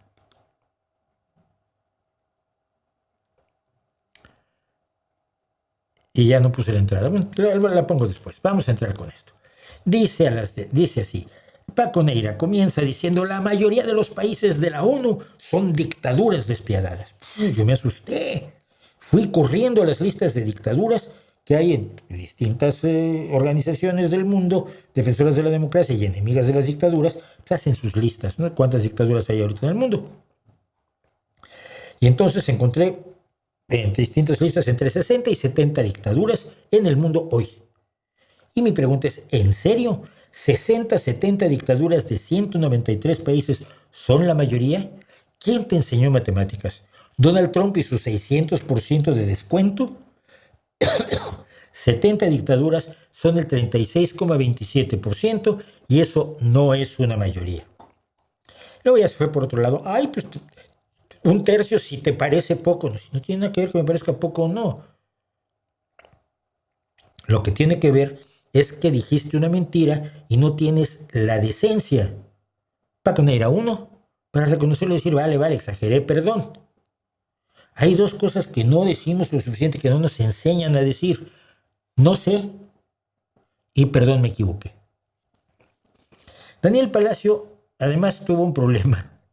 Nunca se imaginó que tengo una hija viviendo en Vancouver. Entonces me dice, yo dije de lo grave que era lo que estaba pasando en Estados Unidos con la Copa Mundial, de dejar fuera a los aficionados de Senegal, los aficionados de Irán, de obligar a los iraníes a dormir en México e ir solo a los partidos, de hacer un espectáculo de racismo asqueroso que incluyó, por supuesto, el veto al principal árbitro de la Confederación Africana de Fútbol. Entonces mencioné eso y mencioné que en México pues, están tapando los problemas que tiene el país en una especie de aldea Potemkin a nivel nacional. Y entonces Daniel Palacios 1536 dice, bueno, Canadá también tiene muchos problemas. Vivo en Vancouver y acá hay mucho descontento. Los trabajadores de transporte público están al borde de una huelga a horas de inicio del Mundial. Nadie se salva. Por cierto, no hubo huelga. Le digo yo, de verdad, comparar la situación de Canadá con la de México o la de Estados Unidos me parece de una miopía increíble. Tengo 2 hijas viviendo en Canadá. Lo que no le dije es que una de ellas vive en Vancouver Island, enfrente de Vancouver, y que para moverse usa el ferry de Vancouver Island a Vancouver. Entonces constantemente está en Vancouver. Hay problemas como en todos lados, pero el país, Canadá, no se está cayendo a pedazos ni está al borde del fascismo como lo está en México y Estados Unidos. Por favor. Bueno, yo aquí uno que... La competencia por el premio Elton esta semana fue brutal. Irán no es un gobierno bárbaro. ¿De dónde saca esa suposición aberrante y atrasada? Irán es un país autónomo y libre. ¿Cuál es el problema? Le digo, una teocracia asesina y misógina, sin libertad, que mata a 40,000 ciudadanos si protestan y está empeñada en destruir países con armas nucleares. Un ejemplo de país autónomo y libre para el mundo, ¿eh? Es que en serio, defender a la teocracia iraní es... Me vuela la cabeza. Luego hay uno que se enoja conmigo, dice, este man, cualquier cosa está mal. ¿Qué canal tan deprimente? No hay contenido que no deja de quejarse y lamentar. Y digo, bueno, veo que te quejas y lamentas de todo después de haber todo el canal. ¿Te han tratado por eso del masoquismo? Si no te han tratado, que te traten, ¿eh? Dice Jorge Gustavo Sarante Maldona algo. Ya sé que le das poco o ningún valor a la filosofía y no pretendería ponerme a enseñarte su valor, pues me resultaría bastante fatigoso. Imposible. Y estoy seguro que no atenderías mis explicaciones, seguro como estoy de que no me concedes crédito alguno. No lo sé, demuéstralo. Solo quería recordarte, pues supongo que lo sabes, cuando un profesional universitario después de terminar sus estudios realiza estudios adicionales de especialización, le dan el título de maestro. y luego, si cumple otros requisitos académicos, le dan el título de PhD. Esto es doctor en filosofía. En inglés, la F de filosofía se escribe PH. Vale, tienes razón, no te doy ningún crédito. Pero te explico. Veo claramente que hablas sin tener idea. El arcaicismo del PhD en Estados Unidos, que no en otros países, para llamar al doctorado, al simple doctorado, viene de Philosophiae Doctor latino, porque antes de que se usara el nombre ciencia, a lo que hoy llamamos ciencia se le llamó filosofía natural. Y los doctores en física o matemáticas o químico se pusieron doctores en filosofía para diferenciarse de los doctores en medicina y de los doctores en teología. Por eso, el libro de Newton se llama Philosophiae Naturalis Principia Mathematica, Principios Matemáticos de la Filosofía Natural, y no tiene nada que ver con esas cosas raras que hacen Hans y Seck o Lacan, sino con filosofía natural, eso que hoy llamamos ciencia y los filósofos suelen despreciar. Te estoy educando gratis, agradécelo.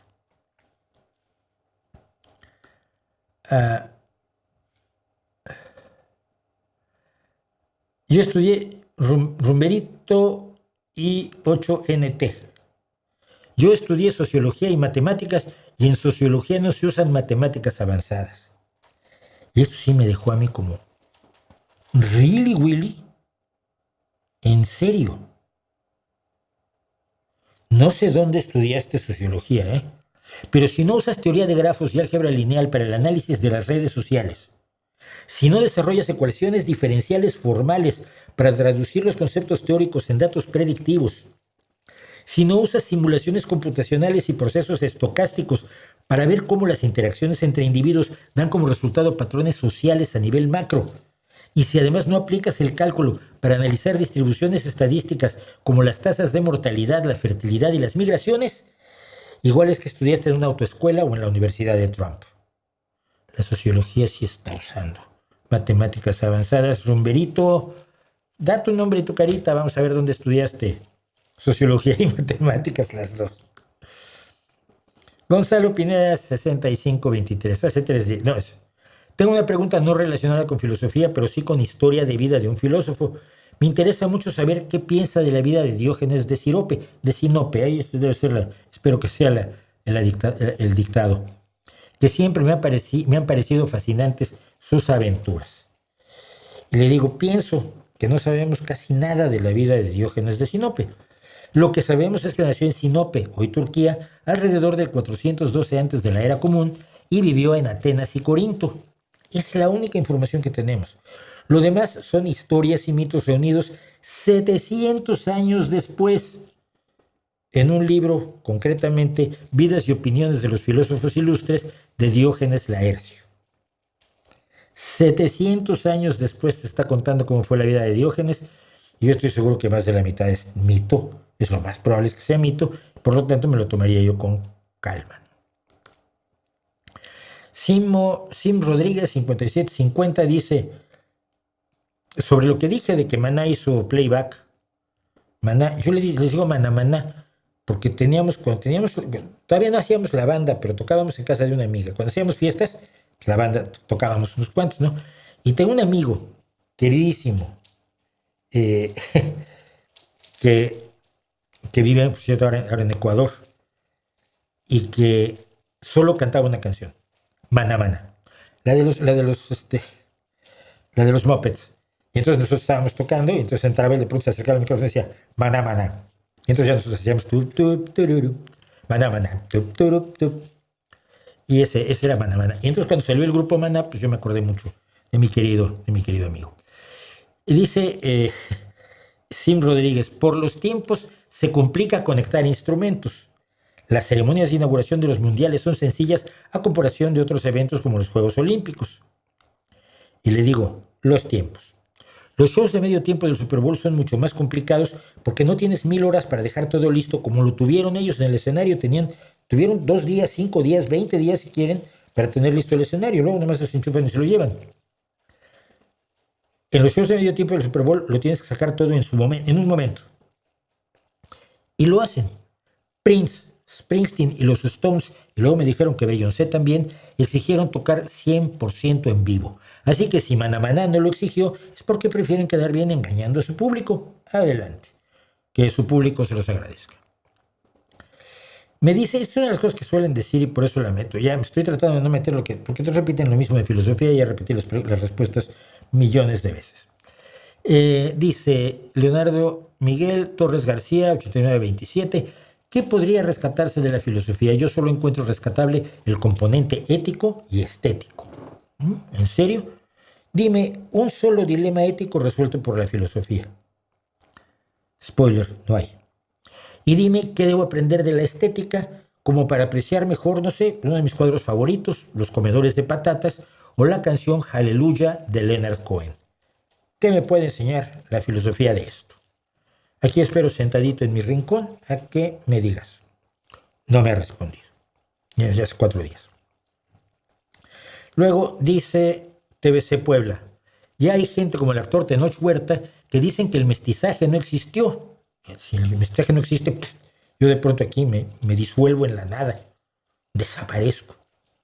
Y que básicamente todos los mexicanos morenos de clase trabajadora, pobres o de clase media baja e intermedia somos indígenas oprimidos por los criollos blancos, es decir, todos los que él y sus compas odien y señalen.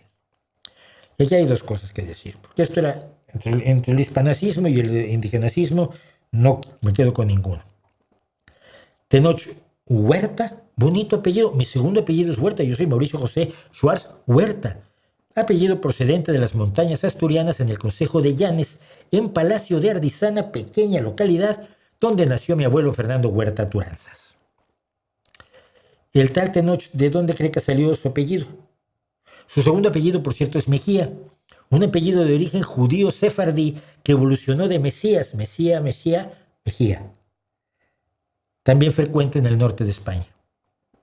Aplaudo que Tenoch Huerta sea antirracista, no aplaudo que sea racista con los que no son del tono de piel que a él le gusta. Otra competidora brutal por el Elton de esta semana fue, por supuesto, Laura Itzayana Mejía. Lo siento si no sé pronunciarlo bien. Laura Itzayana Mejía. Igual son Laura Itza y Ana Mejía y son 2. No lo sé. Perdón, Pero dice, y la propaganda de Estados Unidos e Israel, como estaba yo hablando, hice un vídeo sobre la propaganda rusa, hablando de Jodorkovsky, contando lo que dice Jodorkovsky de la propaganda rusa, pero entonces tengo que hablar de otras propagandas. Bueno, y la propaganda de Estados Unidos e Israel, matando a periodistas y a ciudadanos inocentes, qué raro que no hablen de esto. Yo pregunto, ¿han matado a ciudadanos inocentes y nadie habla de eso? Es rarísimo. ¿De verdad no has leído nada en redes sobre eso? ¡Wow! Javier Gómez, y esta es una alucinación que dicen, México lo creen los españoles. No, México lo creen solamente los indígenas. No, mira, somos la mezcla de los dos y esto... Y no deben estar mirando al pasado, sino al futuro. Pero esta es una creencia que tienen algunos y la reitera Javier Gómez. La mayoría de los mexicanos somos casi indígenas. Y dije, pues no, falso. Los estudios genéticos indican que somos más o menos 50-50 con una pequeña raíz africana. Hay estudios que ya se hicieron. En zonas del centro y sur hay mayor presencia de ADN indígena y en zonas del centro y norte hay mayor presencia de ADN europeo. Pero a la hora de promediarlo, más o menos quedamos en 50-50, con una pequeña raíz africana. Esa idea de la preeminencia indígena es lo que yo llamo indigenacismo, que es primo, por supuesto, del hispanacismo, que dice que sin los españoles, los indígenas no valían para nada. No estoy con ninguno de los dos. ¿Bruno qué? Sí, lo tengo aquí. Bruno Orozco CMB TVS. Dice, no, mi estimado, cuando hablé del fracking y hablé de que hay 1.700.000, hay 1 millón de pozos de fracking sin problemas en los Estados Unidos y hay pozos de fracking en otros lugares y además El 95% de los pozos que se usan actualmente pues, aprovechan de la fractura hidráulica. Me dice, no mi estimado, ya ese principio a mí, ¿quieres quedar bien conmigo? Mal camino. El problema de los podcasters de variedad, que es en la categoría en la que me está poniendo, es que se meten en todos los temas con una buena dosis de desconocimiento. ¡Oh, gracias! Te ayudo a entender las consecuencias del fracking. ¡Ay, qué mono! Consumo desmedido requiere enormes volúmenes de agua potable que quedan inutilizables para siempre. Contaminación de acuíferos. Los aditivos químicos tóxicos de la inyección pueden filtrarse hacia las fuentes de agua subterránea. O pueden no, si lo haces bien. Químicos peligrosos. Químicos quiere decir sustancias químicas. Cuando traduces, tu cabeza está en inglés y la pones, saltas al español así sin pensar. La mezcla inyectada incluye sustancias cancerígenas y mutagénicas, como el benceno, el gileno y el plomo. Solo se usan ahí. Degradación del suelo. El retorno de fluidos tóxicos altera el pH de la tierra y perjudica la agricultura local. Y le contesto porque de veras creo que esto es una información que ustedes tienen que tener. 1. Falso. El agua se descontamina y sí es reutilizable. Revise el ciclo del agua en tu primaria más cercana. Que el agua quede inutilizable para siempre es una chorrada. Se puede deskontaminar si no simplemente la evaporas. La contaminación queda abajo. 2. Si contaminas acuíferos, estás haciendo mal lo que estés haciendo, fracking o no fracking. A menos que creas que los pozos petroleros o de gas normales no contaminan acuíferos si se perforan mal y donde no deben. La perforación de un pozo debe estar controlada técnicamente para que no haga eso. La perforación de una mina, cualquier cosa tiene que estar controlada o contaminas acuíferos. Pero eso no quiere decir que sea exclusivo del fracking. 3. La mezcla inyectada no es para consumo humano, como miles de otras sustancias utilizadas en la industria, incluido el propio petróleo. El benceno y el gileno se utilizan en muchísimas industrias y hay una serie de protocolos sobre su utilización, su manejo y su disposición. Yo hago docenas, si no es que cientos, de hojas de seguridad de los materiales para todo tipo de sustancias para la industria en Estados Unidos. Todos los años hago docenas, si no es que cientos, de esas hojas de seguridad de los materiales, donde se dan los datos de su toxicidad, se dan los datos de qué hacer si hay una exposición, de qué hacer si hay un derrame, de cómo evitar los derrames, de cómo cuidar todos esos millones de toneladas de sustancias químicas que se utilizan en la industria y que son tóxicas y cancerígenas. Si estás consumiendo la mezcla inyectada para la fractura hidráulica, el cáncer no es tu primer problema, tienes un caso psiquiátrico grave. 4. Si los fluidos están retornando y afectando la tierra y la agricultura, se está haciendo mal y se está haciendo donde no debe hacerse. Es lo mismo que si pones una fábrica de amoníaco, un pozo petrolero o una procesadora de papel. Si lo pones donde no debes, si lo haces mal, obviamente vas a tener muchos más efectos negativos que si lo haces bien. Porque para todo esto hay normas que se siguen en millones de pozos de fractura hidráulica donde no pasa todo eso que dice tu conspiranoia. Ya que me llamas podcast de variedades, los comentaristas de variedades no deberían hablar en los canales de periodistas especializados en ciencia y tecnología, como un servidor, sin informarse primero en sitios fiables y no con conspiranoicos ni ecologistas políticos. Y Javier Herrera Gil me dice algo fundamental sobre lo que hablábamos de Rush, del regreso de Rush y de los primeros conciertos que ha estado dando, pero sobre todo del primero que dieron, que lo dieron en el Foro de Los Ángeles, donde habían dado su último concierto Rush con Neil Peart 11 años atrás. Y dice Javier Herrera Gil, creo que Annika, refiriéndose a Annika Niles, la nueva baterista de Rush, ha convencido a todo el mundo y se ha metido a los fans en el bolsillo. Absolutamente. He visto reacciones de profesores de batería. He visto reacciones de bateristas. He visto reacciones de especialistas en música, de especialistas en Rush y de muchos fans. Creo que sí. Creo que Annika Niles lo hizo, como dije la semana pasada, el hecho de que hiciera el fill famoso, uno de los fills más famosos de la batería.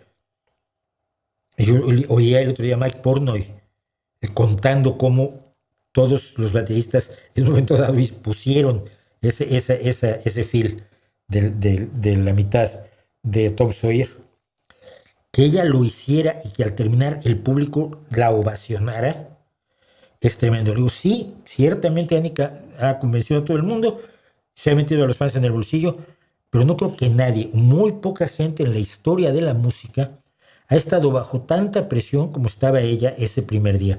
La gente iba a ver a Rush, pero estaba viendo a Annika Nilsson. Los fans que se saben cada golpe de Neil Peart, no Peart, en la batería, estaban disfrutando mucho la guitarra de Al, estaban disfrutando enormemente a Geddy Lee y su voz, que nunca fue buena y ahora tampoco lo es, pero estaban con un ojo siempre puesto en la baterista. La presión bajo la que estuvo esa mujer, y al haberlo superado, me quito el sombrero. De verdad, pocas personas han estado bajo esa presión. Dice Jorge Sosa, deben de existir otras civilizaciones más avanzadas que nosotros. Muchísima gente me dijo este tipo de cosas. Y bueno, les pregunté muchas cosas, pero a él se le dije, oye, no sé, alguna de esas civilizaciones te podría ayudar a quitar el bloqueo de mayúsculas, que es tan desagradable. Pero llegamos al final, y al final está nuestro premio Elton, el premio de premios.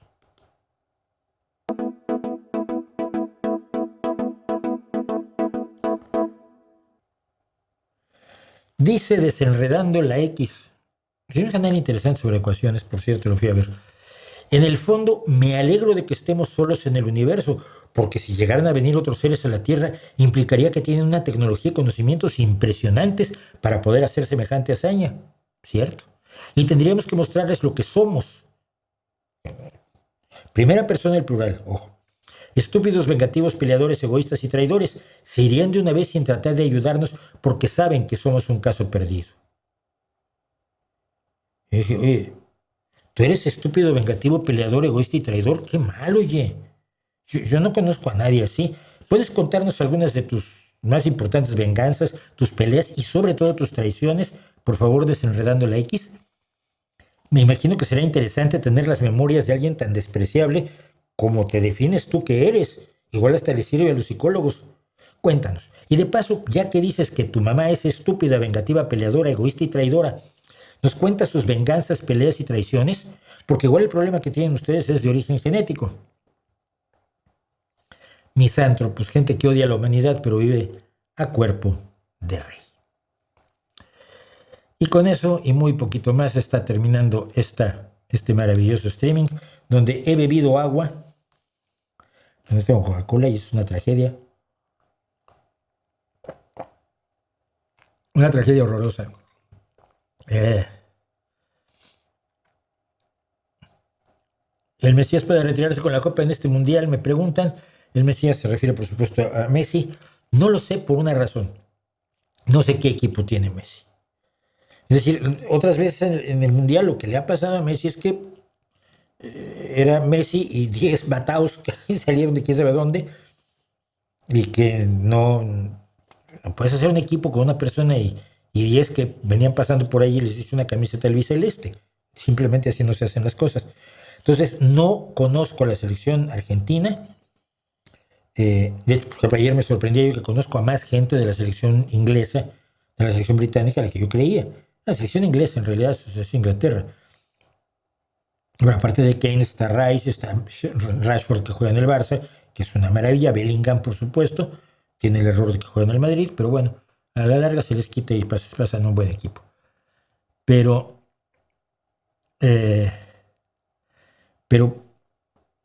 no sé qué equipo tiene Messi, hay que verlo, ¿no? De todos modos, 3 grandes se van en esta ocasión ya. Prometo escuchar después el programa, o ya no pude, no importa, te perdonamos. ¿Es mi impresión o hay que tenerlos muy puestos para haber cantado esa canción, no? ¿Te refieres a Wind of Change? No. No, pero no la cantaron en Moscú. La cantaron fuera cuando estaba destruyéndose el mundo comunista, y la cantaron el día de que cayó el muro de Berlín.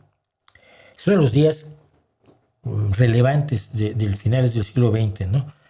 Termina toda una época de confrontación terrible y hay un sueño de libertad que no se logró, porque ningún sueño de eso se cumple del todo, pero se cumplió en cierta medida.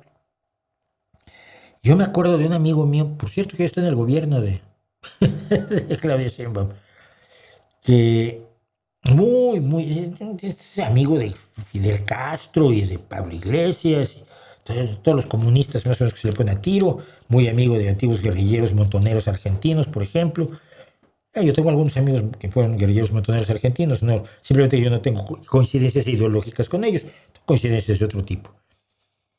Y que un día llego yo a su casa y tenía un trozo del muro de Berlín que había comprado ahora que había estado en Berlín, porque celebraba la caída del muro de Berlín. Pues si tú eras prosoviético, ¿por qué vas a celebrar eso, no?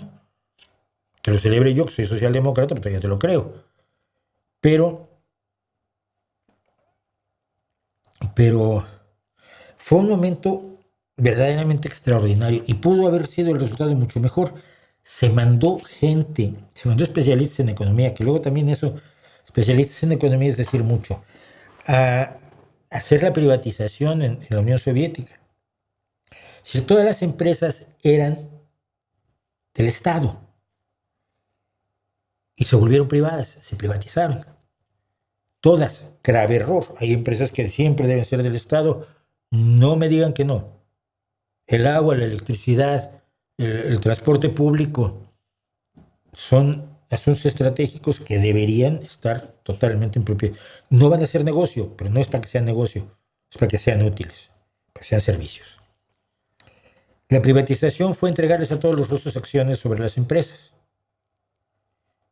Pero luego se las compraron los viejos sátrapas del Partido Comunista que tenían dinero por la corrupción en la que habían vivido en el Partido Comunista. Eran los únicos que tenían dinero y entonces empezaron a comprar acciones y crearon las terribles oligarquías de que hoy vive Rusia, ¿no?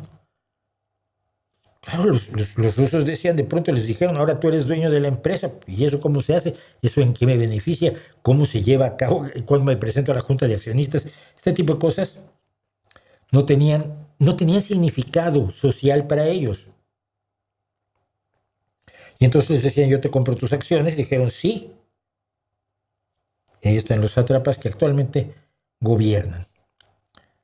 Gracias por el segmento dedicado al punk celta. Ya he visto que hubo gente que no le gustó. ¿Has escuchado de bandas de rock de Estonia? No sé. Lo que pasa es que no suelo escuchar en otros idiomas. Tengo muy pocos casos. Y fíjate, los más notables, y esto es probablemente grave, son de 2 tríos vocales de mujeres. La música vocal a mí me afecta de manera especial. Los instrumentos son maravillosos, adoro a los instrumentistas, lo que tú quieras, pero a mí dame voces y yo me pierdo. Dame a grupos como Voice Play o Home Free o Pentatonix, yo estoy encantado. Y había un grupo belga que cantaba en flamenco, en francés, en italiano y a veces en inglés. Lais. Y la seguí muchísimos años. Era un grupo maravilloso, unas voces excelentes. No entendía yo lo que cantaban. Luego fui, más o menos, sobre todo cuando cantaban en flamenco, ¿no? Entonces fui encontrando letras y algunas letras eran de lo más bobo del mundo. Sonaba mejor cuando no me sabía ya la letra. Y ahora soy muy fan del trío Mandili. El trío Mandili es un trío de Georgia que cantan en georgiano, en húngaro, en polaco, en idiomas que no conozco ninguno de ellos, ¿no? Y luego alguien me explicó, mira, la música georgiana básicamente se reduce a 3 temas. Canciones de amor, canciones sobre Georgia y canciones de amor a Georgia. Y todas las canciones del trío Mandili son eso. Pues me parece muy bien, pero suenan muy bien las 3. Es placentero el escuchar sus voces, aunque no entiendas lo que estás leyendo, lo que estás oyendo. Pero en general, luego de eso, oír canciones, grupos de heavy en alemán y baladas en sueco y cosas así, no me entusiasma demasiado. Pero bueno, lo interesaré. He escuchado que Estados Unidos quiere bancanizar México, que la CIA, la DEA, tiene algo. No tiene nada de verdad. ¿De dónde lo sacan? ¿Quién tiene informes de adentro de la CIA para venírtelo a contar? Ay, estuve en una reunión de la CIA y ahora te vengo a decir que Estados Unidos quiere hacer tal cual cosa. Es gente que quiere llamar la atención diciendo cosas de las que no tiene forma de saber nada. No hagas caso. Por cierto, Gachoso, necesitamos ponernos en contacto por WhatsApp. Porque por correo es malísimo. No veo el correo del canal, es un error.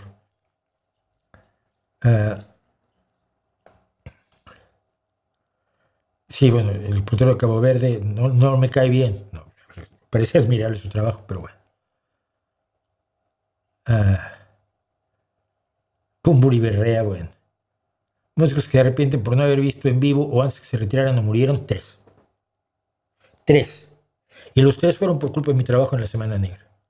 Por mi dedicación a la Semana Negra.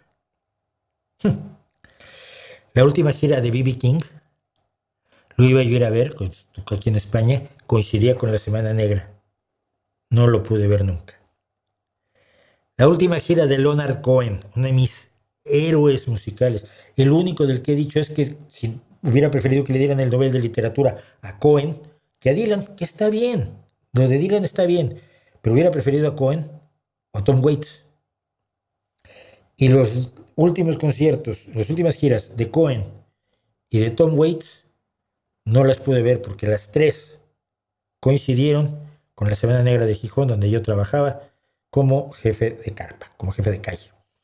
Entonces son los 3 que me rompen no haber visto por la enorme admiración que tenían los 3. Por supuesto, uno en el blues, Leonard Cohen más en la música popular, por así decirlo, y Tom Waits como uno de los rockeros más potentes de la historia. Cualquiera que haga un disco como Blue Valentine merece mi admiración y respeto. Chaplin era compositor también. Sí, Candilejas, por ejemplo, es una canción, es una de las piezas de Chaplin que escribía la música para sus películas.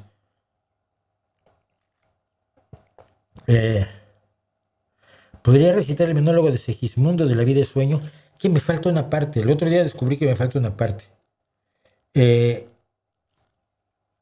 No sé. Pero podría leerlo. Que no sé si se represente lo mismo que recitarlo de memoria, ¿no? Que no es un monólogo, es un soliloquio, porque es más cortito, ¿no?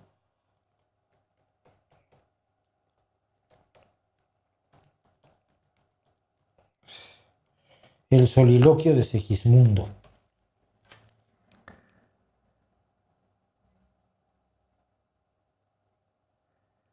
No, el soliloquio son los 2 monólogos. Perdón. Y el segundo soliloquio es: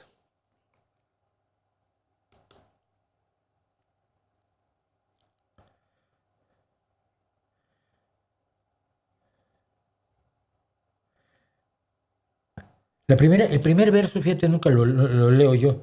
Es verdad, pues, reprimamos esta fiera condición, esta furia, esta ambición, por si alguna vez soñamos y si haremos, pues estamos en mundo tan singular que el vivir solo es soñar. Y la experiencia me enseña que el hombre que vive sueña lo que es hasta despertar. Sueña el rey que es rey y vive con este engaño mandando, disponiendo y gobernando, y este aplauso que recibe prestado en el viento escribe. Y en cenizas le convierte la muerte, desdicha fuerte, que hay quien intente reinar viendo que ha de despertar en el sueño de la muerte. Sueña el rico en su riqueza que más cuidados le ofrece, sueña el pobre que padece su miseria y su pobreza. Sueña el que a medrar empieza, sueña el que afana y pretende, sueña el que agravia y ofende, y en el mundo, en conclusión, todos sueñan lo que son, aunque ninguno lo entiende. Yo sueño que estoy aquí de estas prisiones cargado, y soñé que en otro estado más lisonjero me vi. ¿Qué es la vida? Un frenesí, una sombra, una ficción, y el mayor bien es pequeño, que toda la vida es sueño, y los sueños, sueños son. Es probablemente una de las cumbres de la literatura del siglo de oro español, el soliloquio de Calderón de la Barca. Augusto Guzmán, no te enojes, entre amigos siempre nos jodemos. Sí, pues te olvidas una cosa, no soy tu amigo. En serio, no lo digo por ofenderte ni mucho menos. No soy tu amigo porque me conoces tú de esto. Y tú no eres mi amigo porque te conozco de esto. Entonces podemos respetarnos y punto.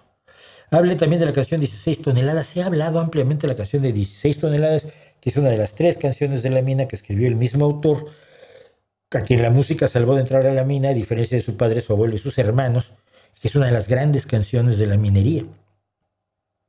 Una historia nada más, mi suegro fue minero. Y alguna vez le pregunté, oye, José, ¿cuántas toneladas tenías que picar cada día? Él era picador. El picador de todos los mineros, el picador es el más importante, es el que está en la veta con el martillo neumático, arrancando el carbón directamente de la veta. O sea, tú cuántas toneladas tenías que sacar al día de carbón. Y él, que no tiene idea de la música, mucho menos de la música de Estados Unidos sobre la mina y demás, se me dijo, 16 toneladas, ya estabas bien. Dije, mira, sabía de lo que hablaba el autor. Vamos a hablar un día de esas canciones de la mina.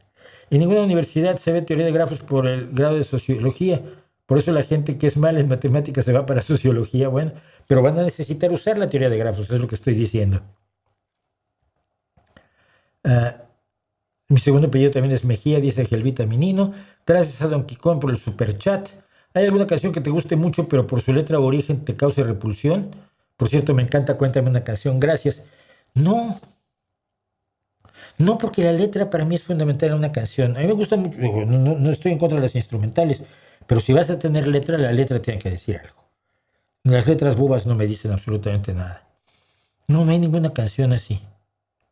O quizás tendría que pensármelo, pero no veo que la haya.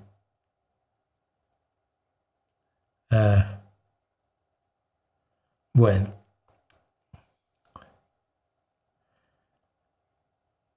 ¿Qué opinas de la Confederación Nacional de Trabajadores de la Educación? ¿Alguna vez fueron razonables sus demandas? Sí. ¿Siempre han sido gente problemática que no le importa la educación? No, más adelante sí. Es una organización tremendamente ideologizada y tremendamente corporativizada. Entonces, evidentemente ¿cómo nace la Coordinadora Nacional de Trabajadores de la Educación? Como reacción al Sindicato Nacional de Trabajadores de la Educación. El Sindicato Nacional de Trabajadores de la Educación es un sindicato blanco, es un sindicato que obedece al gobierno, que es leal al PRI, y como todos los sindicatos blancos, pues al final le conviene más al gobierno que a los trabajadores. Y como reacción al sindicato nació la coordinadora. ¿Que se pudrió mucho? Sí, se pudrió mucho. Es una organización profundamente ideologizada, profundamente violenta, terrorista. No quiero decir terrorista, pero es una organización de presión violenta al gobierno, con o sin razón. Creo que es irrelevante, ¿no? Si el uso de la violencia ya te descalifica. Así que, bueno, eres el único divulgador de la ciencia que no respeta la filosofía. La gata de Schrödinger hasta se puso a estudiar la licenciatura en filosofía. No me digas.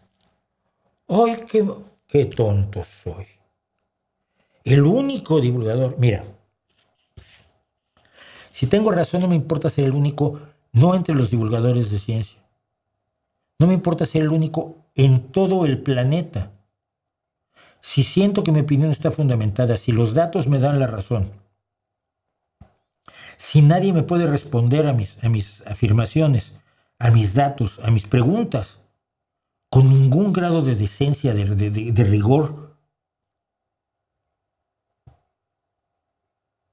seré yo el único ante todo el mundo. Me da exactamente igual. Si por la razón, si por la decencia, si por la honestidad voy a ser el único. Encantado de la vida. No me impresiona para nada, fíjate. He sido el único en mi familia que es ateo. He sido el único en grandes grupos de amigos que se ha negado a cometer barbaridades. No vas a conseguir que me impresione yo con eso.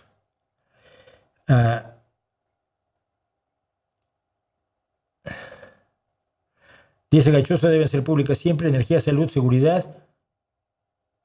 Afore, drenaje y agua creo que son indispensables. Afore, no sé si sea las pensiones, te refieres a las pensiones. ¿Te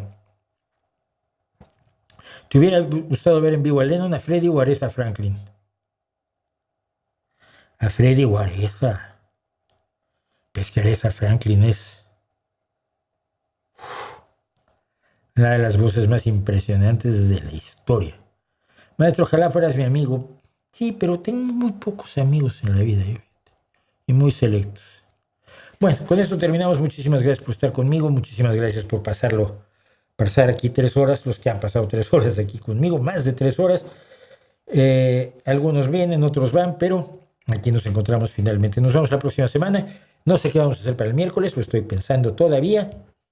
Y no sé qué vamos a hacer para el jueves, pero el jueves vamos a estar aquí haciéndolo como todos los jueves. Y mientras tanto, como siempre, ahí les dejo mi reputación para que la hagan pedazos.